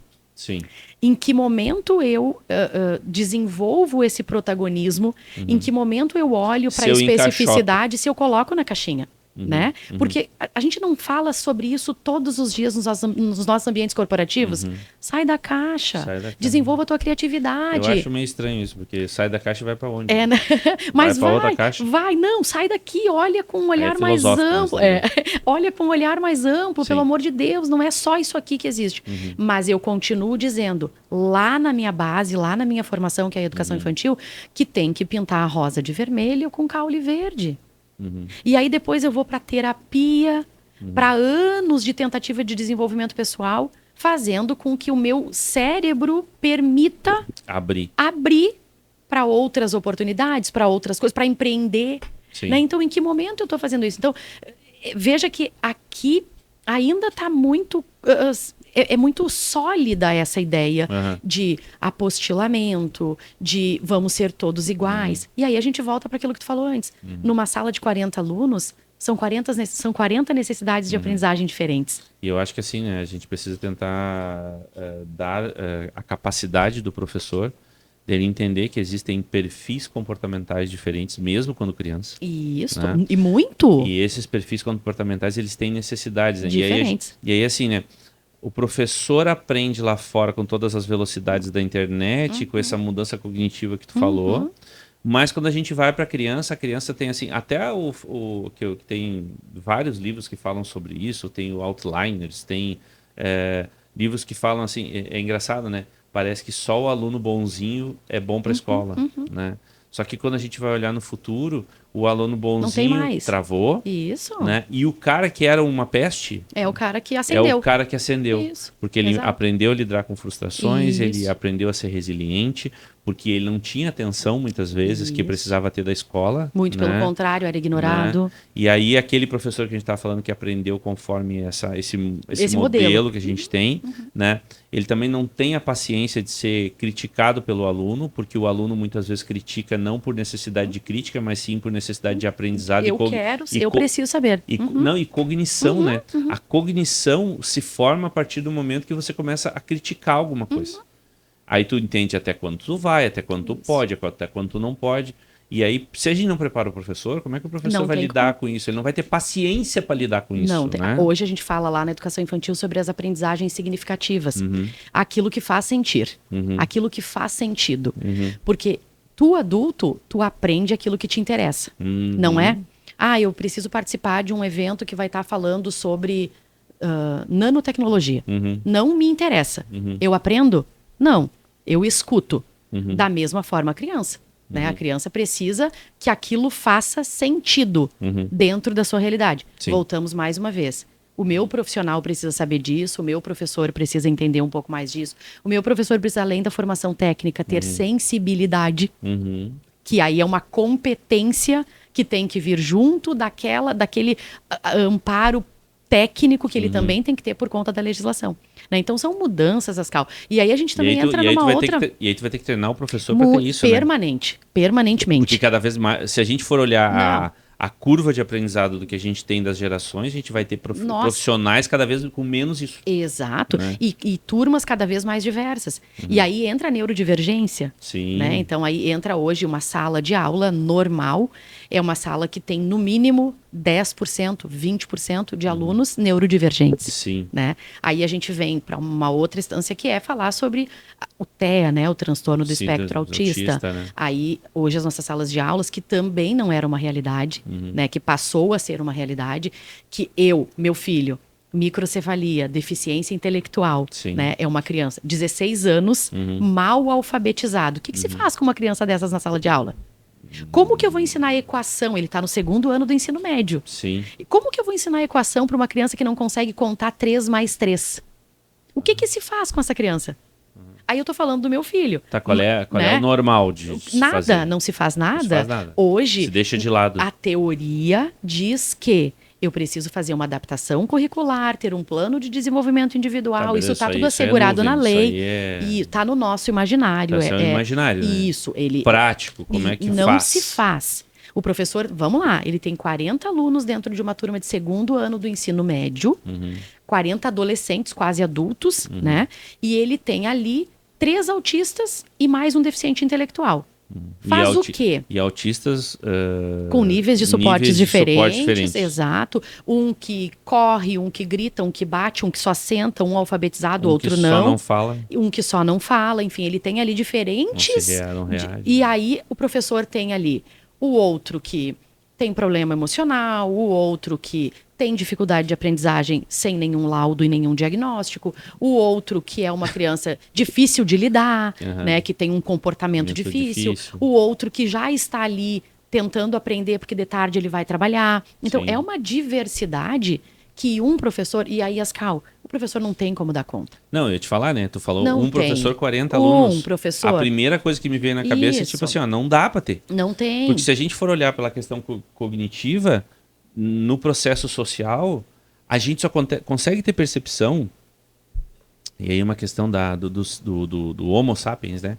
O Yuval Harari fala isso no livro dele, que ele diz o seguinte, assim, ó, a gente o ser humano, né, o Homo sapiens, ele consegue ter a percepção de no máximo 9 pessoas. Eu te imagino com 40. Como é que vai ter? Não, daí eu só fico feliz quando eu falo sobre isso, agora compartilhando algumas experiências com o pessoal de Moçambique. Ah, que legal. Muito bacana, a gente está fazendo um intercâmbio com Moçambique, e aí, assim, eles dizendo que lá as turmas têm, em média, 110 alunos. Meu Deus do céu. Então, assim, nossa, eu disse, os professores do Brasil têm que dizer, tá tudo bem por aqui, né? E eu vou te dizer uma coisa, tá? Uma galera ávida por conhecimento. Nossa, a realidade da educação africana, de um modo geral, ela nos serve, né? Meu grupo de pesquisa, ele faz esse intercâmbio com a educação de Moçambique. Então, assim, nossa, a gente tem aprendido muito. E aí, claro, a gente tem que olhar para algumas coisas para pensar, não, já avançamos, né? Já avançamos. Então, ainda sendo difícil, a gente tem países piores, mas eu miro naqueles que estão melhores que a gente. Sim, né? sim, eu tenho buscado muito as experiências fora daqui. O que se faz fora daqui, né? Agora, no final do mês, eu vou fazer uma imersão na Itália. Oh, que legal. Na Itália, para entender um pouco mais sobre como está acontecendo a educação infantil lá. Né? Então, fiz nos Estados Unidos. Que reflete a Europa, né? Isso. O berço, né? A educação infantil, a região Reggio Emília lá, enfim. É a documentação toda hoje que a gente tem em termos de educação infantil está muito baseada nas experiências de lá. Mas a gente precisa olhar para isso e trazer e adaptar para a nossa realidade. Porque também não dá para pegar esse modelo lá e dizer assim, aqui a gente vai fazer assim, porque lá nós temos um número muito menor de crianças por turma, tempo muito menor de permanência dessas crianças em sala de aula.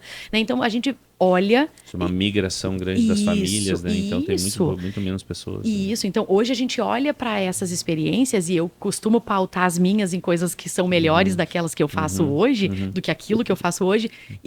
O que eu posso adaptar na 4Kids? O que eu posso proporcionar para os meus que tenha, né, alguma relação com aquilo que está dando certo fora daqui? Ou até aqui dentro do nosso país, né? Tem escolas que funcionam muito bem. Sim. E o que essas escolas estão fazendo? Né? E aí entra toda uma necessidade e uma experiência minha de vamos conectar essas pessoas, vamos falar com essas pessoas. O que está dando certo para ti com relação à relação com as famílias? Porque a tomada de decisão é emocional, é perceber o que as pessoas estão sentindo sobre aquilo. Isso. Não é simplesmente pegar um conhecimento e botar a goela abaixo. Isso. Desculpa a palavra, mas é assim. E ainda a gente tem muito disso na educação. Né? É isso que eu tenho que fazer, tá tudo certo, tá aqui. Eu ouço muito, Ascal, né, de outros gestores. Faz o feijão com arroz. Não precisa fazer mais que isso. Não consigo. Não consigo. Deixa eu te perguntar uma coisa. Essa questão aí que tu falou, se eu olho para uma escola e vejo a escola lá com todo mundo certinho, bonitinho, a graminha verde e tal. Isso tem a ver um pouco com a questão da adultização, né? Tem. Porque o adulto é assim, né? Isso, o adulto é. E hoje a gente tem adultos querendo que os seus filhos sejam adultos. Tu quer ver uma preocupação que é comum, constante, assim, a gente ouve muito? Como é que tá a agenda do meu filho? Como é que tá a agenda? Agenda. O que que a escola propõe? Eu já ouvi isso em visita. Pais, assim como tu, pais que têm uma dinâmica e uma rotina assoberbada, chegando para mim e perguntando assim, qual que é a rotina? Tu pode me explicar sobre a rotina? A vontade que eu tenho de dizer assim, só um pouquinho, aqui não tem uma rotina, nós atendemos crianças, Nossa, ponto. Criança Eu é não uma coisa quero diferente todo gerar dia. ansiedade, eu não quero que as crianças tenham rotina. Claro, na educação infantil nós somos orientados pela cozinheira, tá? Tá. A cozinheira é quem manda na escola. Sim. Ela diz assim, horário do café. Deu. Todo mundo tem que Todo parar mundo o que tem está fazendo, porque é o horário do porque é o horário do café. café. Exato. Eu não vou brigar contra a merenda, né? Não. Os horários das refeições são os horários que organizam Até a nossa porque vida. o arroz doce e o arroz com frango da... Tu lembra Não, mas disso? é óbvio que eu lembro. Canequinha azul de plástico. Tu lembra disso? Quem não lembra disso? A tia da merenda, ela sabia que eu ia voltar. Eu quero repetição. Eu era né? gordinho. Cara. Então, assim, esses são... E eu tenho muito orgulho de dizer, porque eu ouço crianças que já foram minhas. 20 anos, né? Sim. Então, eu já tenho crianças que entraram com 3, 4 anos, que já estão com 23, 24. Sim. E eles voltam para a escola e eles dizem assim, tia Gabi, né? Tia Gabi, porque né? eu ainda tenho o tia. Tia Gabi. E isso diminui a minha profissão, Ascal. Porque as pessoas... ela é só a tia Gabi. É só a tia Gabi. Nossa, se tu soubesse o quanto eu impactei na vida do teu filho. Na vida dessas crianças. Exato. É um absurdo, e essas crianças voltam e dizem pra mim, tia Gabi, eu lembro da sopa de feijão. Tia Gabi, o suco de limão. Então, a gente sabe que a refeição, ela cria uma memória afetiva. É que a refeição tem aquela questão assim, né? As sensações que a gente tem, né? A associação que a gente faz e as sensações que a gente tem. Primeiro, o cheiro. Isso. Segundo, o gosto. Né? O momento. Aquela coisa toda. E cheiro e gosto está muito próximo do nosso lóbulo de memória, né? Isso, é por isso que fixa. Então fica muito fixo, porque está muito próximo. Então aquele negócio, eu sinto um cheiro, eu me lembro daquele de lugar. Alguma coisa. Cara, eu lembro do lugar, das pessoas, tu fecha os olhos e tu reproduz. Exatamente. Exato. Né? E a gente esquece disso, né? Muito. Esquece, acha que nem tu falou, qual é a agenda do meu filho? Cara, não tem que ter agenda. Agenda. Tá, deixa eu te dá vontade de perguntar assim, né? Peraí. Tu gosta de ter agenda? Ai, pra mim é essencial. Sim, o cara tá com depressão, tá com... tá quase medicalizado, prestes a um diagnóstico de burnout. Né? Exato. Achando que... Desculpa, né? Quem leu, mas assim, ó, se eu ler o Milagre da Manhã, já ouviu falar desse livro? Sim. Pra mim é compre o Milagre da Manhã e ganhe um burnout. Porque eu não posso me encaixar naquilo, cara. As pessoas são diferentes. Parabéns, pessoas que conseguem. Parabéns, pessoas que conseguem acordar às 4 horas da manhã e fazer alguma coisa. Eu durmo às 1h30, 2 horas da manhã, porque eu não consigo dormir antes. Exato. Eu sou matutino. Entendeu? Então a gente tem dois tipos de pessoas. Gente, Deus olha para todo mundo, né? Para comer de conversa. Não é só para quem acorda cedo. Exato. Entendeu? E a gente precisa olhar para isso e olhar para a limitação da gente. Então, assim, eu tenho que entender, né? Que aquela criança ou aquele adulto, ele tem um tempo diferente, né? Então, assim, eu me sinto... Cara, 10 horas da noite minha cabeça tá voando, entendeu? E aí eu tenho que desligar, durmo um pouco até mais tarde, porque eu sei que eu preciso descansar. Isso. Né? E tem a individualidade, né? Não dá pra encaixar todo mundo na mesma caixinha. E é muito comum essa busca pelo compromisso, essa busca pela agenda. Não, mas eu preciso. Nossa, mas tem um horário livre. Meu filho tem um horário livre.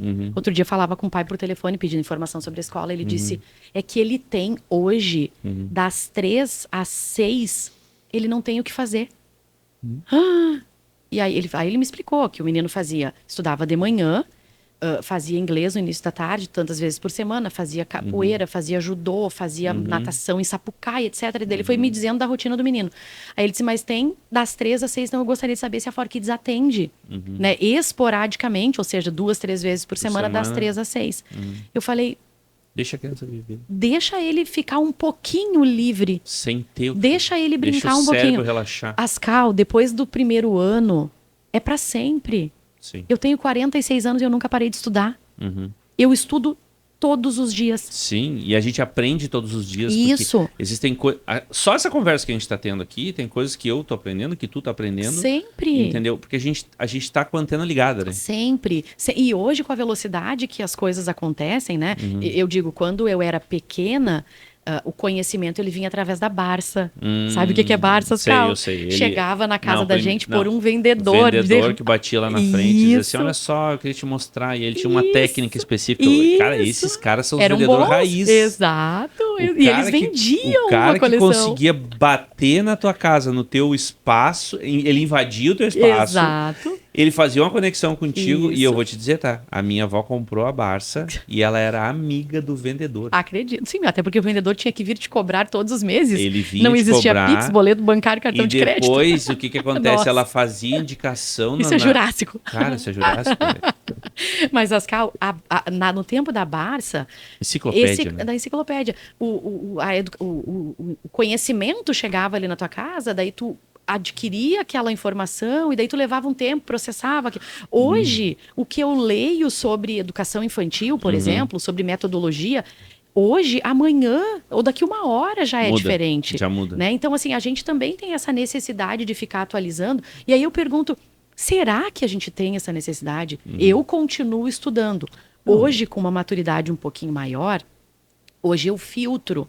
Nem tudo eu preciso saber. Não né? preciso. Eu não preciso entender, eu preciso ter uma ideia ampla de um tudo, de um mas todo, verticalmente eu preciso saber daquilo que me interessa. E tem um detalhe, né? Verticalmente eu tenho que, de repente, repassar isso para uma outra pessoa. Exato. Né? Porque a tecnicidade, ela não faz parte mais da nossa geração, né? Eu fiz uma palestra semana passada sobre isso, que é assim... o que tu te considera? Tu considera uma especialista ou uma generalista? Eu não me considero nenhum dos dois.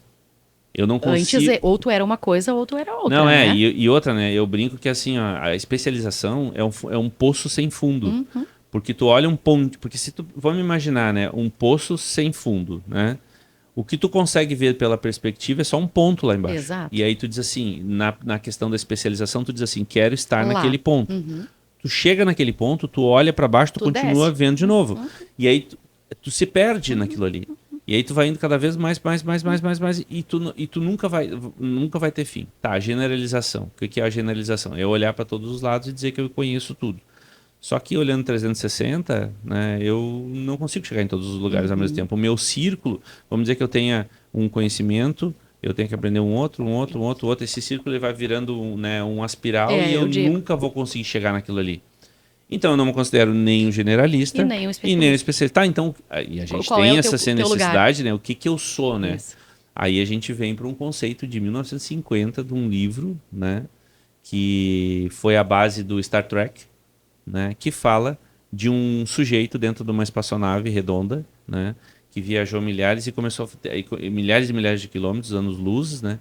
E ele começou a ter conexão com outras formas de vida. Então tinha uma forma de vida que ela era telepática, uma outra forma de vida que ela era construtivista, uma outra forma de vida que queria destruir todo mundo. E tinha milhares de especialistas dentro dessa espaçonave e eles não conseguiam resolver os problemas. E aí teve um cara que começou a conectar as especialidades. Ele conectava o engenheiro, ele trazia o que sabia e eles criavam em conjunto uma solução para aquele problema.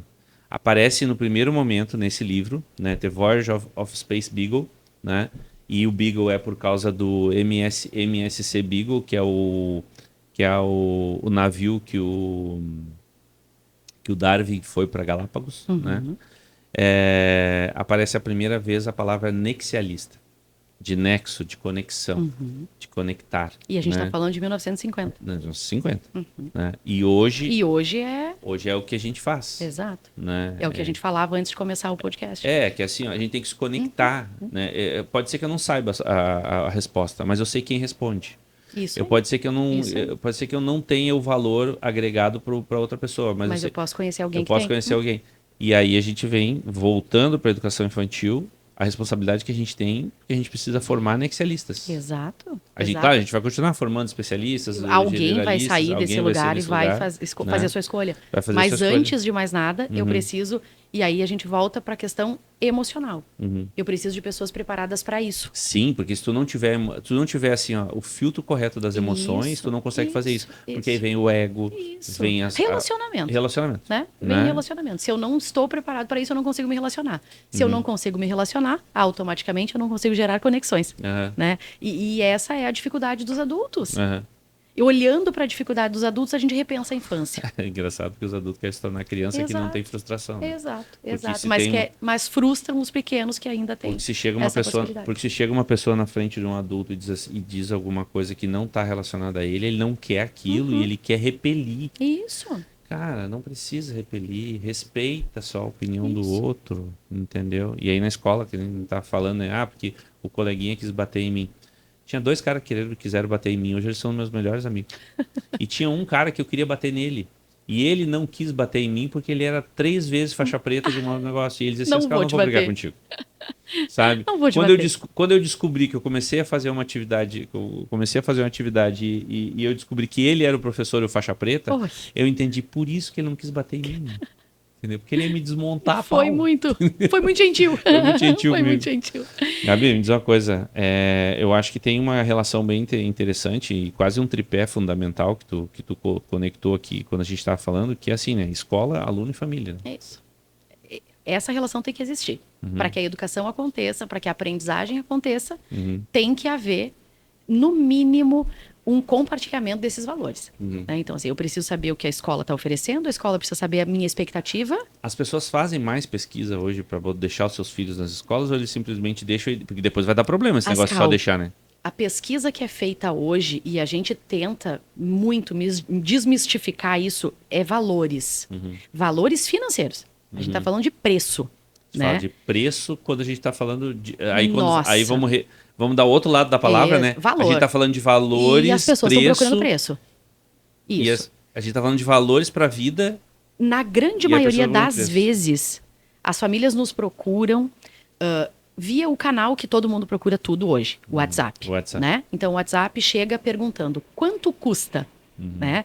E aí, nós, Escola for Kids, fazemos o quê? Já conhece a nossa escola? Já conhece a escola? Alguma possibilidade de vir nos visitar para a gente falar um pouquinho sobre o que é a escola? Quando essa família diz, não, eu só preciso saber preço. Hoje, 20 anos depois, eu já tenho um posicionamento de orientar o meu comercial e o meu administrativo de que essa família não compartilha dos nossos valores. Sim, claro que não. Né? Então, não tenham tanta preocupação. Agora, a família sinalizou, sim, gostaria, foco e atenção, né? Nós precisamos das famílias. Ela me deu a oportunidade. Isso, é porque ela tem outra preocupação, né? Porque quando a preocupação é exclusivamente preço, não é uma família que compartilha. Porque essa pergunta pode ser uma isca também por parte da família, também, né? Também. Pra saber o que tu vai responder. Mas tu entende se tu responder preço tanto... e tem famílias que aí simplesmente... a família olha e diz assim, isso não faz parte do... Essa escola eu não quero. Isso, e tem famílias que perguntam o preço porque realmente precisam saber se está dentro da condição daquela família, né? Não é todo mundo. Educação infantil é um investimento.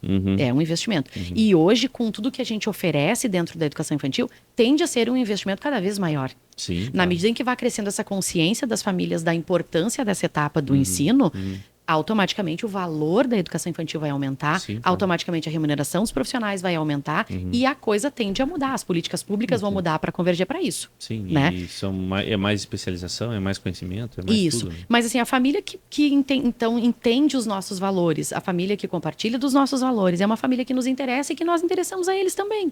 E aí tem que andar junto. Né? Todos os inícios de ano eu falo, e meio do ano eu falo de novo com os meus pais, eu digo, é uma via de mão dupla. Precisa funcionar, vocês precisam entender o que é de vocês e eu preciso entender o que é meu.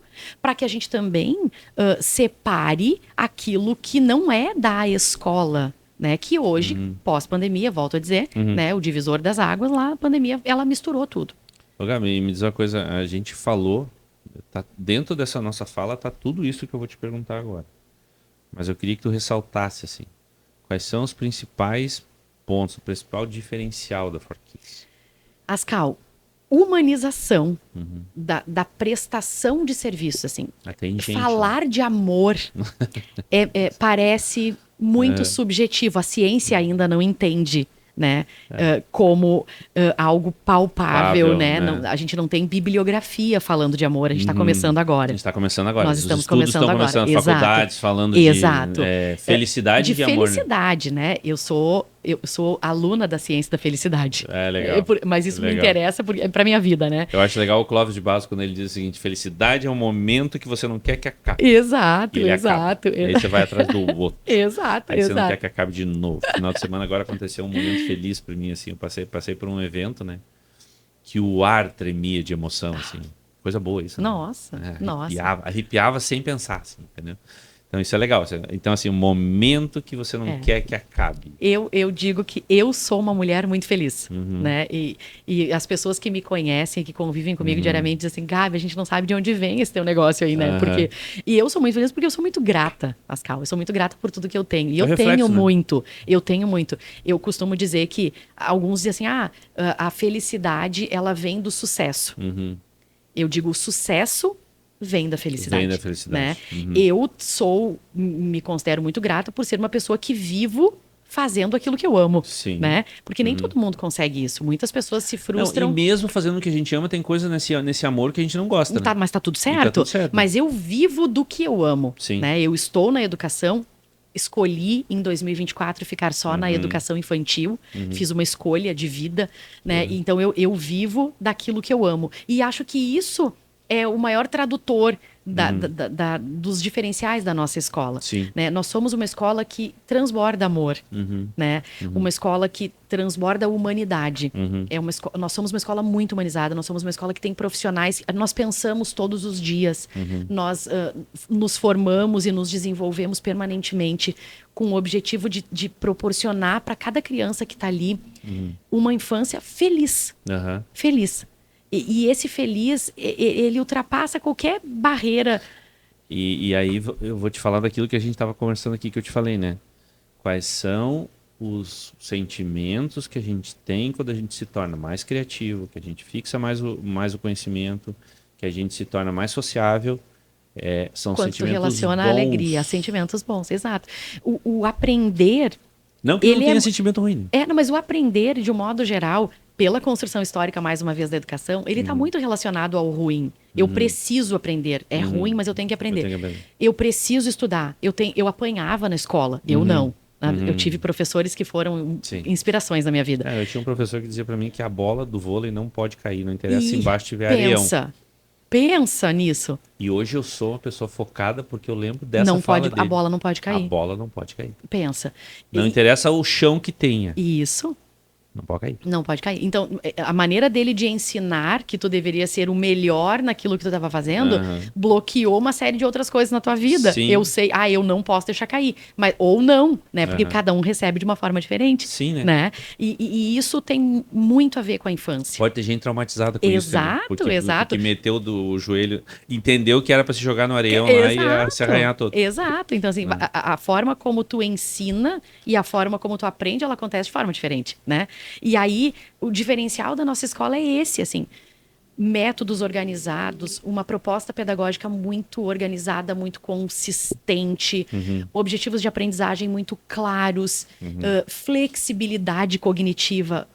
O professor tem flexibilidade cognitiva. O professor entende que nem sempre aquele grupo com o qual ele está trabalhando vai estar apto para atender e para atingir determinado objetivo de aprendizagem. Vai ter um momento que eu vou ter que adaptar. Exato. Vai ter um momento que eu vou chegar na turma para propor, por exemplo, um requisito, um objetivo de aprendizagem da educação infantil, perto e longe. Eu não vou trabalhar com uma folha, porque aquela turma não vai entender o que é perto, o que é longe, numa apostila, como é o que acontece em algumas escolas. Mas eu vou trabalhar lá na rua, eu vou trabalhar com a bola, eu vou trabalhar com a comida, eu vou trabalhar com uma série de outros recursos metodológicos que vão me permitir fazer com que essa criança aprenda. Entendi. Então, assim, tem essa flexibilidade, tem uma proposta pedagógica muito consistente, mas com amor, olhando para aquela criança na individualidade. Olhando para aquela criança como um sujeito único, porque eles são únicos. Olhando para esse sujeito que é hoje o nosso aluno neurodivergente, que tem uma outra forma de aprender, que tem uma outra forma de se relacionar com o mundo, com empatia, com carinho, né? E isso a gente não encontra em qualquer lugar. É engraçado porque te escutando falar disso, eu me lembro do passado, né? Que aí depois eu me torno analista comportamental. E eu descubro o seguinte, que aquela frase, não, mas isso é muito emocional. Pessoas muito emocionais, elas tomam más decisões, né? Isso é uma baita da mentira. Com certeza. Né? Pessoas emocionais, elas tomam melhores decisões baseadas nas emoções. Exato. Ah, mas o cara ele é muito frio para tomar decisões. Tem emoção dentro desse cara. Sim. Nem sempre as mais positivas, né? Mas tem. Por mais que por fora pareça um gelado, Exato. e a gente tem alunos assim. Exato. Tu olha assim, nossa, não, tem emoção lá dentro. Com sabe certeza. que tem emoção lá dentro, sabe aonde está essa emoção. E é engraçado porque essa questão do humanizar, né? Pode trazer aquela sensação de que muito frufru, não é. O humanizar é ter frustração, é entender essa frustração, quais emoções ela te trouxe, como tu vai tratar com isso, e se saber tu precisa falar que tu tá fazendo aquilo, né, Ascal? né? Porque uma coisa a gente fala muito na educação da bricolagem, né? Uma coisa é aquela escola que não sabe nada de nada e fica juntando uma série de procedimentos, de métodos, tentando fazer uma coisa só. Não. Quando tu tem claro o que tu precisa desenvolver com aquela criança naquela determinada faixa etária e tu tem um processo para chegar nesse objetivo e este processo te permite ser flexível e te permite olhar na individualidade, te permite fazer as adaptações. Eu não estou falando da tia, eu não estou falando... Não é qualquer profissional que faz isso. Sim. Nós estamos falando de profissionalização da educação, da profissão docente. Onde a tia da merenda tem que ter conhecimento pedagógico. Exato, até porque qualquer lugar da escola é pedagógico. Qualquer intenção, qualquer proposta tem que ter intenção. Porque pode fixar, né? E isso, vou te dar um exemplo da educação infantil. Troca de fralda. Gabi, mas troca de fralda qualquer um faz. Não. O toque, quando tu vai pegar uma criança para fazer uma troca de fralda, ele é determinante para a vida daquele sujeito enquanto adulto. Porque tu tem sentimento naquilo ali, né? Exato. Ascal, se eu tem chegar energia agora, naquilo ali, né? se eu chegar agora e tirar tua blusa, tu adulto, só um pouquinho, porque é meu corpo. É meu corpo. Por que com uma criança isso é diferente? Porque tem que fazer. Isso, porque é no mecânico, no automático, né? Na rapidez. Não, eu preciso ter consciência de que para tirar a blusa daquela criança, porque muita gente vê, isso é muito comum, a professora está no pátio, esquentou, ela vai lá e arranca fora a blusa da criança. Nossa. Não é assim que se faz. Só que isso só é possível quando existe uma metodologia, quando existe um procedimento claro. Tu tem um entendimento que isso é importante. E consciência. Entendeu? E sensibilidade. Porque daí a gente fala também aquela questão assim, essa ação pode no futuro dessa criança gerar diversos problemas. Exato. Porque daí se alguém vier arrancar a blusa da menina ou do rapaz, ou a calça do menino ou a calça da menina, vai ser normal, porque ela passou isso na infância. Exato. A sexualidade, né? Nossa, há um tempo atrás, alguns anos atrás, a gente não falava sobre sexualidade na infância. Né? A gente falava lá 5 para 6 aninhos, finaleira da educação infantil. Hoje, com 3, 4 anos, a gente já fala sobre isso, porque existe... Aí entram as questões para uma outra fala sobre erotização, enfim, da infância. Mas a gente tem esses momentos das crianças se descobrirem, né? Como que se aborda isso? Como que eu cuido disso? Como que eu falo sobre isso com uma criança? Isso impacta diretamente na vida do adulto. Sim, né? Então, a gente precisa ter essa sensibilidade e a gente precisa estar apropriado de conhecimento. E aí o pai não foi preparado para esse conhecimento, acha que a criança não vai estar preparada sobre aquilo. Exato. E aí tu tem que explicar para o pai por que aquilo é importante para depois conseguir fazer com a criança. Exato. Porque, claro, ele é o responsável. É o que a gente vive. É maluco isso. Gabi, me diz uma coisa... Já conseguiu ter uma visão? Eu entendi que o método é maravilhoso, a forma, a percepção, e com certeza isso está acontecendo na 4Kids. E o futuro? Então, agora estamos aí no ano né, do 20º aniversário. 20º? 20 anos, agora dia 10 de julho de 2026, 20 anos de 4Kids. E iniciamos no final do ano passado já um novo modelo, assim, a formatação de um novo modelo. Nossa ideia para 26, 27... Já não bastava a incomodação que tinha... com uma 4Kids... Vamos se incomodar com várias agora. A ideia agora é essa, Cal. Estamos aí numa parceria e um apoio do Sebrae, Ah, que legal. fazendo todo um trabalho de reorganização da nossa escola, né? Olhando para dentro, formatando todos os processos, enfim, para que a gente leve a 4Kids aí para o mundo. Pro mundo. Né? A ideia é novidades para Que 2027. bom, cara. 2027 a gente Bom, porque pretende se dar a uma gente- expandida. Aham. Aquilo E que a gente faz de bom tem que acontecer em outros lugares. Uhum. Né? Então, assim, fui provocada no ano passado. a fazer uma. Na verdade, conheci, né, um pouco de franquia através da Unicesumar, né? Tive a oportunidade de estar à frente dos polos de ensino superior da Unicesumar aí nos últimos anos. Sim. E 2024 eu tive um programa de saúde que me fez abrir mão de algumas coisas. Sim. Né? Decidi em 2024 que 25 para frente eu ficaria exatamente com aquilo que me faz feliz, né? E algumas coisas não que não me fizesse feliz no ensino superior, Sim. mas não era o lugar que eu mais gostava de estar. Não era Então, onde eu estava. e aí resolvi abrir mão de algumas assim. coisas, mas aprendi muito com o modelo Unicesumar de estar em todos os lugares onde fosse necessária educação de qualidade, né? Entendi. E aí fui provocada nesse momento a pensar na 4Kids em outras cidades, na 4Kids em outros estados, né? Junto de alguns franqueadores da Unicesumar. E aí elaborei isso na minha cabeça, primeiro internamente, com equipe, e agora startamos o processo Então, estou no processo de franquias. de franquias. Que legal, meu. 27 Não, porque deve estourar aí. pelo que tu me fala, e eu sempre converso com empreendedores e a gente diz o seguinte, assim, já me perguntaram assim, por Cascal, por que não fazer uma franquia da Like Pets? Hoje eu tenho uma segunda loja, porque eu acredito que 80% de todo o modelo que eu criei está funcionando na matriz.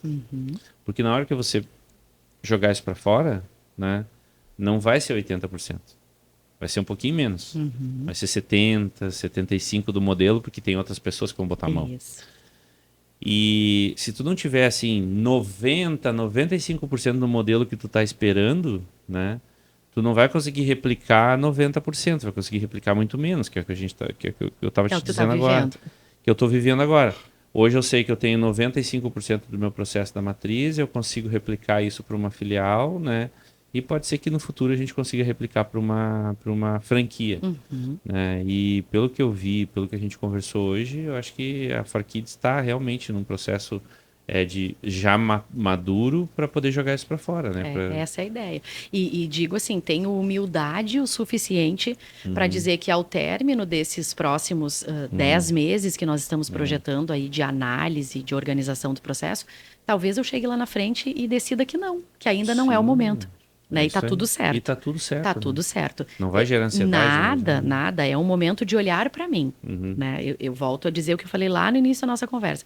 A alma da 4Kids, ela tem um nome e tem um CPF. E eu ainda tô viva para isso, né? Ainda tenho força de trabalho para isso, então que eu possa replicar. Uma vez eu fiz uma consultoria para duas empreendedoras, né? Duas professoras empreendedoras. E aí a gente foi falando sobre comportamentos, aquela coisa toda, e elas disseram assim, Scal, eu quero parar de trabalhar para os outros.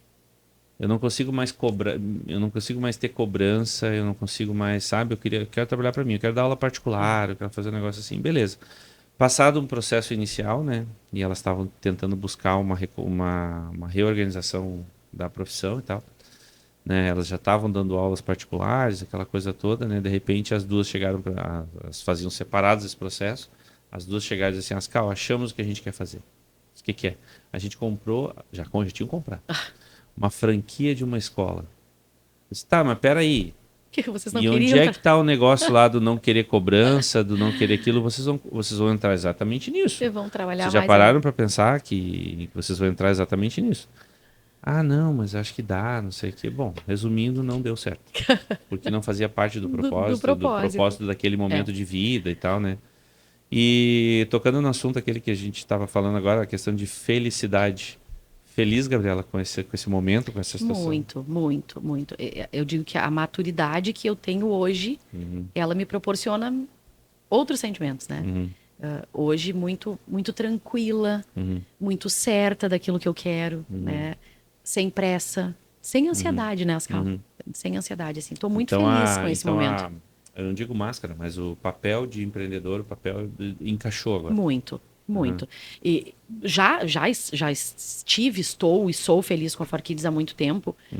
Hoje eu já estou colhendo alguns dos frutos que eu plantei. Sim, né? claro. Hoje minha filha quase formada em direito, já na gestão da escola comigo. Sim, Então, assim, sim. também com esse olhar para a educação, com esse olhar empresa, com esse olhar jurídico, né? Qualificando aquilo que a gente já tem. Eu me sinto uma pessoa muito realizada. Que Muito legal. realizada. E eu diria para qualquer mulher que nos escute, assim, qualquer mãe que nos escute, às vezes as nossas dores, elas são a nossa maior fonte de matéria-prima, né? Porque aqui, eu senti como mãe, há 20 anos atrás, uma necessidade no mercado que me atenderia, e eu apostei nisso, e deu muito certo. Estou aqui, Sim. né? Sou muito feliz na minha condição de escola e proprietária de escola e educadora. Pretendo e estou fazendo esse trabalho de formação de professores. Visionária, com certeza. Estou fazendo esse papel. Sinto cada vez mais a necessidade da formação desses profissionais, né? Todas as pessoas que estão hoje dentro de sala de aula, elas precisam de suporte. Hoje a minha dissertação do mestrado, ela está em torno de por que as pessoas abandonam as profissões, né? E essa é uma dor de todas as empresas, não é só da educação, né? Não se resume à educação. Mas sou muito feliz, sou muito grata a essa cidade, tudo que eu tenho e ter hoje também tem um outro, eu tenho um outro entendimento sobre ter, né, com o que eu vivi lá no final de 2024, eu quase perdi a vida numa doença, e lá eu pensava, nossa, o que eu deixei se eu morrer? Pois é, né? Legado. Eu olhava para tudo e pensava, meu Deus, o que vai acontecer, né? E assim, eu trabalhava, não que eu não trabalhe tanto hoje, mas eu trabalhava muito, Ascal, muito. Eu era aquela que acordava às 7 da manhã, ia dormir à 1 da manhã. Eu dormia muito pouco, eu aproveitava muito pouco com a minha família, com os meus filhos. Eu sempre tinha alguma coisa para fazer. Replicando, né? Replicando a percepção que a gente tinha de trabalho, né? Isso, do que é importante, né? E eu acho que naquele momento, eu sempre fui uma pessoa que tive muita fé em Deus, né? Naquele momento eu pensei, nossa, Deus, o que eu estou fazendo? Talvez o Senhor esteja me dando uma oportunidade de repensar. E eu repensei a minha vida no final de 2024. Do copo cheio, né? O copo não pode estar cheio. Né? Não. E eu repensei, hoje eu sou uma mãe melhor. Hoje eu sou uma esposa melhor.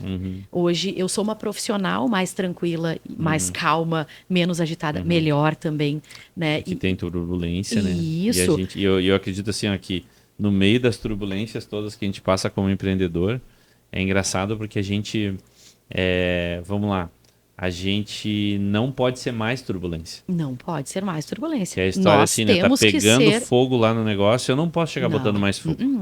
Eu tenho que ser a pessoa que vai chegar e que vai acalmar. Que traz a calma, exato. Né? E nós passamos todos os dias por muitas dificuldades, né, Ascal? Em qualquer segmento. Segmento. Nós apagamos incêndio todos os dias, nós temos dificuldades financeiras, nós temos dificuldades de contratação, nós temos dificuldades de retenção, nós temos dificuldades de mercado. Com o cliente, né? Nós temos dificuldades com o cliente. Nada muda, né? Nada muda. Em qualquer lugar é a mesma história. Mas quando tem propósito, né? Quando aquilo que tu faz, os teus valores, aquilo que tu acredita, o que tu quer deixar para o mundo, quando isso tá claro, a gente faz de outra forma. Não, com certeza. Né? Quando por mais difícil que seja, eu vou persistir. Quando eu fiquei 1 ano com a escola fechada na pandemia, Ascal. Nossa. Eu zerei o meu faturamento. Nossa.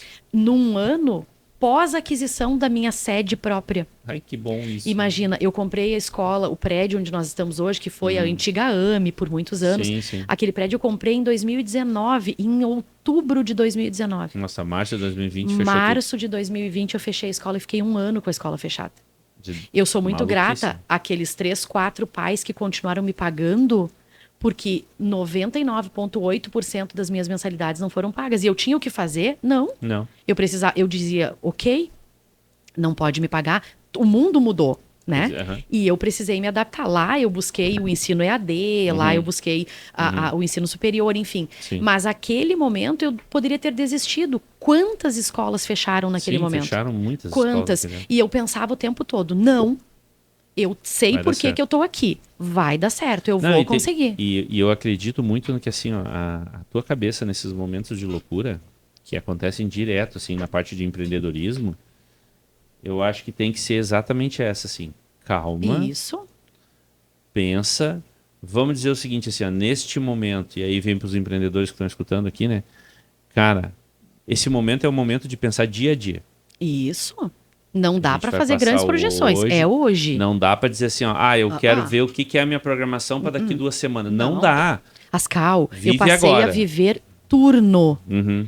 Eu vou viver o turno da Amanhã, manhã. se passar, E isso tá tudo tranquilo, vai certo, pro próximo. consegui, eu vou pro turno da tarde. Aham. Aí o dia de hoje, ok, vamos pro dia Pro seguinte. próximo. Mas isso demanda muita maturidade. Não, e a cabeça tem que segurar, né? Porque senão a gente, porque aí a gente começa a muito. entrar em ansiedade, né? E aí Porque perde o controle de eu tudo. costumo dizer, né? Ansiedade é excesso de futuro, né? Exato. Depressão é excesso de passado, né? Isso.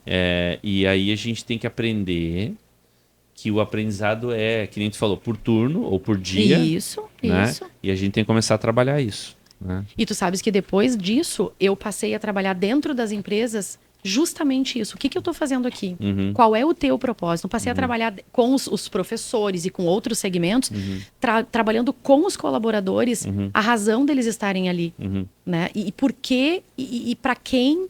Porque muitas vezes a gente encontra as pessoas ali na tua empresa, na minha empresa, desejando a sexta-feira, desejando o quinto dia útil, desejando as férias, desejando o final do ano. Né, eu não sei se é dificuldade de pensar, que é difícil achar propósito. Não é fácil tu chegar e dizer assim, ó, por que que eu tô nesse mundo? Por que que eu cheguei aqui? Né? Por que que aconteceu tudo que aconteceu comigo e hoje eu me tornei esse profissional que eu tenho? Não é fácil. Não é fácil. 2015, quando eu dei, não, 2016, eu dei uma palestra em outra língua, em outro país, né?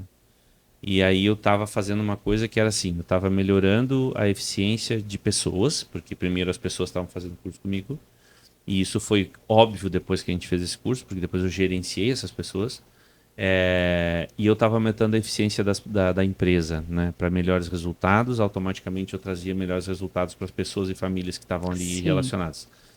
Então eu cheguei a uma conclusão. Nesse dia eu cheguei à conclusão de que o meu propósito é aumentar a eficiência, né, e melhorar as pessoas e as empresas, ou corporações, ou o que quer que seja. Mas se o teu jogo é melhorar a eficiência, é melhorar os processos, é melhorar e ter melhores resultados para que eu possa trazer melhores resultados para as pessoas, tô dentro. Isso aí. É ponto. Aí. Isso é o empresarial. Não, eu em casa também. Se eu puder ser mais eficiente em casa, beleza, tá tranquilo. É a vida. Só que eu demorei 40 e poucos anos para chegar nesse contexto. E aí, como é que tu quer chegar hoje para uma pessoa de 20, 30, né, que tá entrando Mas a no gente mercado? provoca, A gente tem que provocar. Isso, eu provoco essa reflexão. Eu acho que essa pergunta ela não pode deixar de ser feita. Isso, eu pergunto isso em todos sempre. os momentos, Exato. entendeu? Exato. E aí, já descobriu o teu propósito? Tá aqui E eu por quê? acho que tem que estar lá na adolescência já fazendo ele pensar. É Isso. difícil, vai gerar estresse, vai. Isso. Vai chegar um momento, de repente, que o adolescente com todos os hormônios na cabeça vai dizer assim, o que eu estou fazendo aqui? Eu vim, de repente, né? E aí tem essa situação também, de que se não for acompanhado, ele vai dizer, não, então eu não preciso estar aqui, entendeu? Tem tudo isso, mas eu acho que a gente precisa fazer essas perguntas. É uma pergunta que tem que ser feita sempre. Né? E eu acho que a partir da educação infantil a gente começa a treinar cidadãos, né? Para que eles consigam... A ideia é formar essas pessoas. Formar essas pessoas, né? E aí tem aquela questão do construtor social, né? Conseguir formar cidadãos para serem construtores sociais. Exato, Né? exato. Gabi, o mundo carece disso. Gabi, eu vou te dizer o seguinte, assim, ó, se a gente continuar, a gente vai para 3 horas de podcast. Pois então, eu nem sei quanto tempo já passou. Vou te dizer, passou bastante tempo. Mas tá maravilhosa a conversa e eu queria que tu deixasse um recado, entendeu? Para pais, mães, para quem quer que seja, para empreendedores, né? Então, deixa o teu recado para nós. Então, Ascal, para quem nos ouve nesse dia, persistam, né? Persistam na vida, nos empreendimentos enquanto marido, mulher, filho, né? Nos empreendimentos enquanto empresa mesmo, né? Dono do meu negócio ou não. Enquanto funcionário, colaborador de algum outro negócio. Não desistam, persistam, procurem entender o porquê, né? Vamos falar de propósito, vamos falar de missão de vida. A felicidade da gente, ela tá exatamente nesse lugar, onde eu faço aquilo que me dá algum tipo de prazer, né? E quando eu faço contrariado, quando eu sou contrariado, quando eu vou contrariado, quando eu vou pensando no final de semana, quando eu vou pensando nas férias, é a minha vida que está ali. né? E quando a gente tem a oportunidade de enxergar que a vida ela é finita, porque a gente vive como se Não fosse, né? não fosse. Mas quando tu te dá conta de que sim, hoje pode ser meu último dia nessa existência, né? A gente consegue qualificar um pouco. Sim. A gente consegue olhar para aquilo que a gente faz e realmente atribuir o sentido que tem que ter. Então, se a gente não desista nunca, que as dificuldades elas existem, estão aí, estão postas, que a gente passe por elas, que a gente seja mais, que tu seja mais tu, que eu seja mais eu, e que a gente possa ser muito feliz nesta existência, que a gente não deixe para amanhã. E frustração é ferramenta de É aprendizado. ferramenta é básico para que a gente possa viver. É senão básico não para tem que a gente como, né? possa viver, né? Então, assim, a todos os empreendedores, fácil não é. Né? Nunca foi. Não. E para quem está começando, mais ainda, né? Para né? quem está começando, mais ainda. Para quem chega aí 20, 30, 40 anos de empresa, alguns problemas já não são mais tão significativos. Né? Algumas coisas a gente já olha de um outro jeito. Sim. Né? Mas que a gente Persista. siga em frente e persista sempre. Show de Sempre. bola. Gabi, muito obrigado então pela tua participação aqui no Mindcast, Desvendando a Mente Empreendedora. Eu acho que uma pessoa para falar de desvendar a mente, né? A gente pode falar lá na criança que a gente começa a formar para trazer e essa mente está bem desenvolvida para a gente poder desvendar, né? E que a gente tenha mais espaços para educação, sim, né? A educação, sim. Ela transforma efetivamente, fugindo da coisa do discurso, assim, né? Ela transforma pessoas que transformam vidas. Então, assim, ó, a primeira coisa que eu quero dizer assim, isso aqui é um convite já. Me traz aí as informações das novidades da educação para a gente vir falar aqui sempre que tu Com quiser. certeza. O Mindcast está aberto para ti. E assim que tu tiver novas informações, agora tu vai para a Itália para fazer dar uma olhada lá fora, ver como é que tá funciona, né? Traz as informações para mostrar o que você viu. Vamos fazer na volta agora, né? Com certeza, com certeza. Ficarei muito feliz. Então tá bom. Eu te agradeço mais uma vez. Obrigado a ti, a todos os profissionais da 4Kids, a esse processo maravilhoso que tu mostrou aqui pra gente, né? Mostrou que a gente tem solução. Tem, né? A gente acredita nisso. A gente acredita nisso. E aí, falando da persistência, eu sei que tu vai persistir nisso. Muito obrigado, né? E, pessoal, deixando aqui um recado para todos vocês, a gente vai encerrando esse Mindcast, né? E dizendo que esse programa, eu esqueci lá no começo de falar, vou tomar uma chamada, mas assim, os nossos patrocinadores, né, que é a CISI, né, que é o nosso patrocinador master, a Musicante, a Like Pets e a MD Marcenaria, que nos auxiliam aqui nesse processo. Muito obrigado a todos e até a próxima.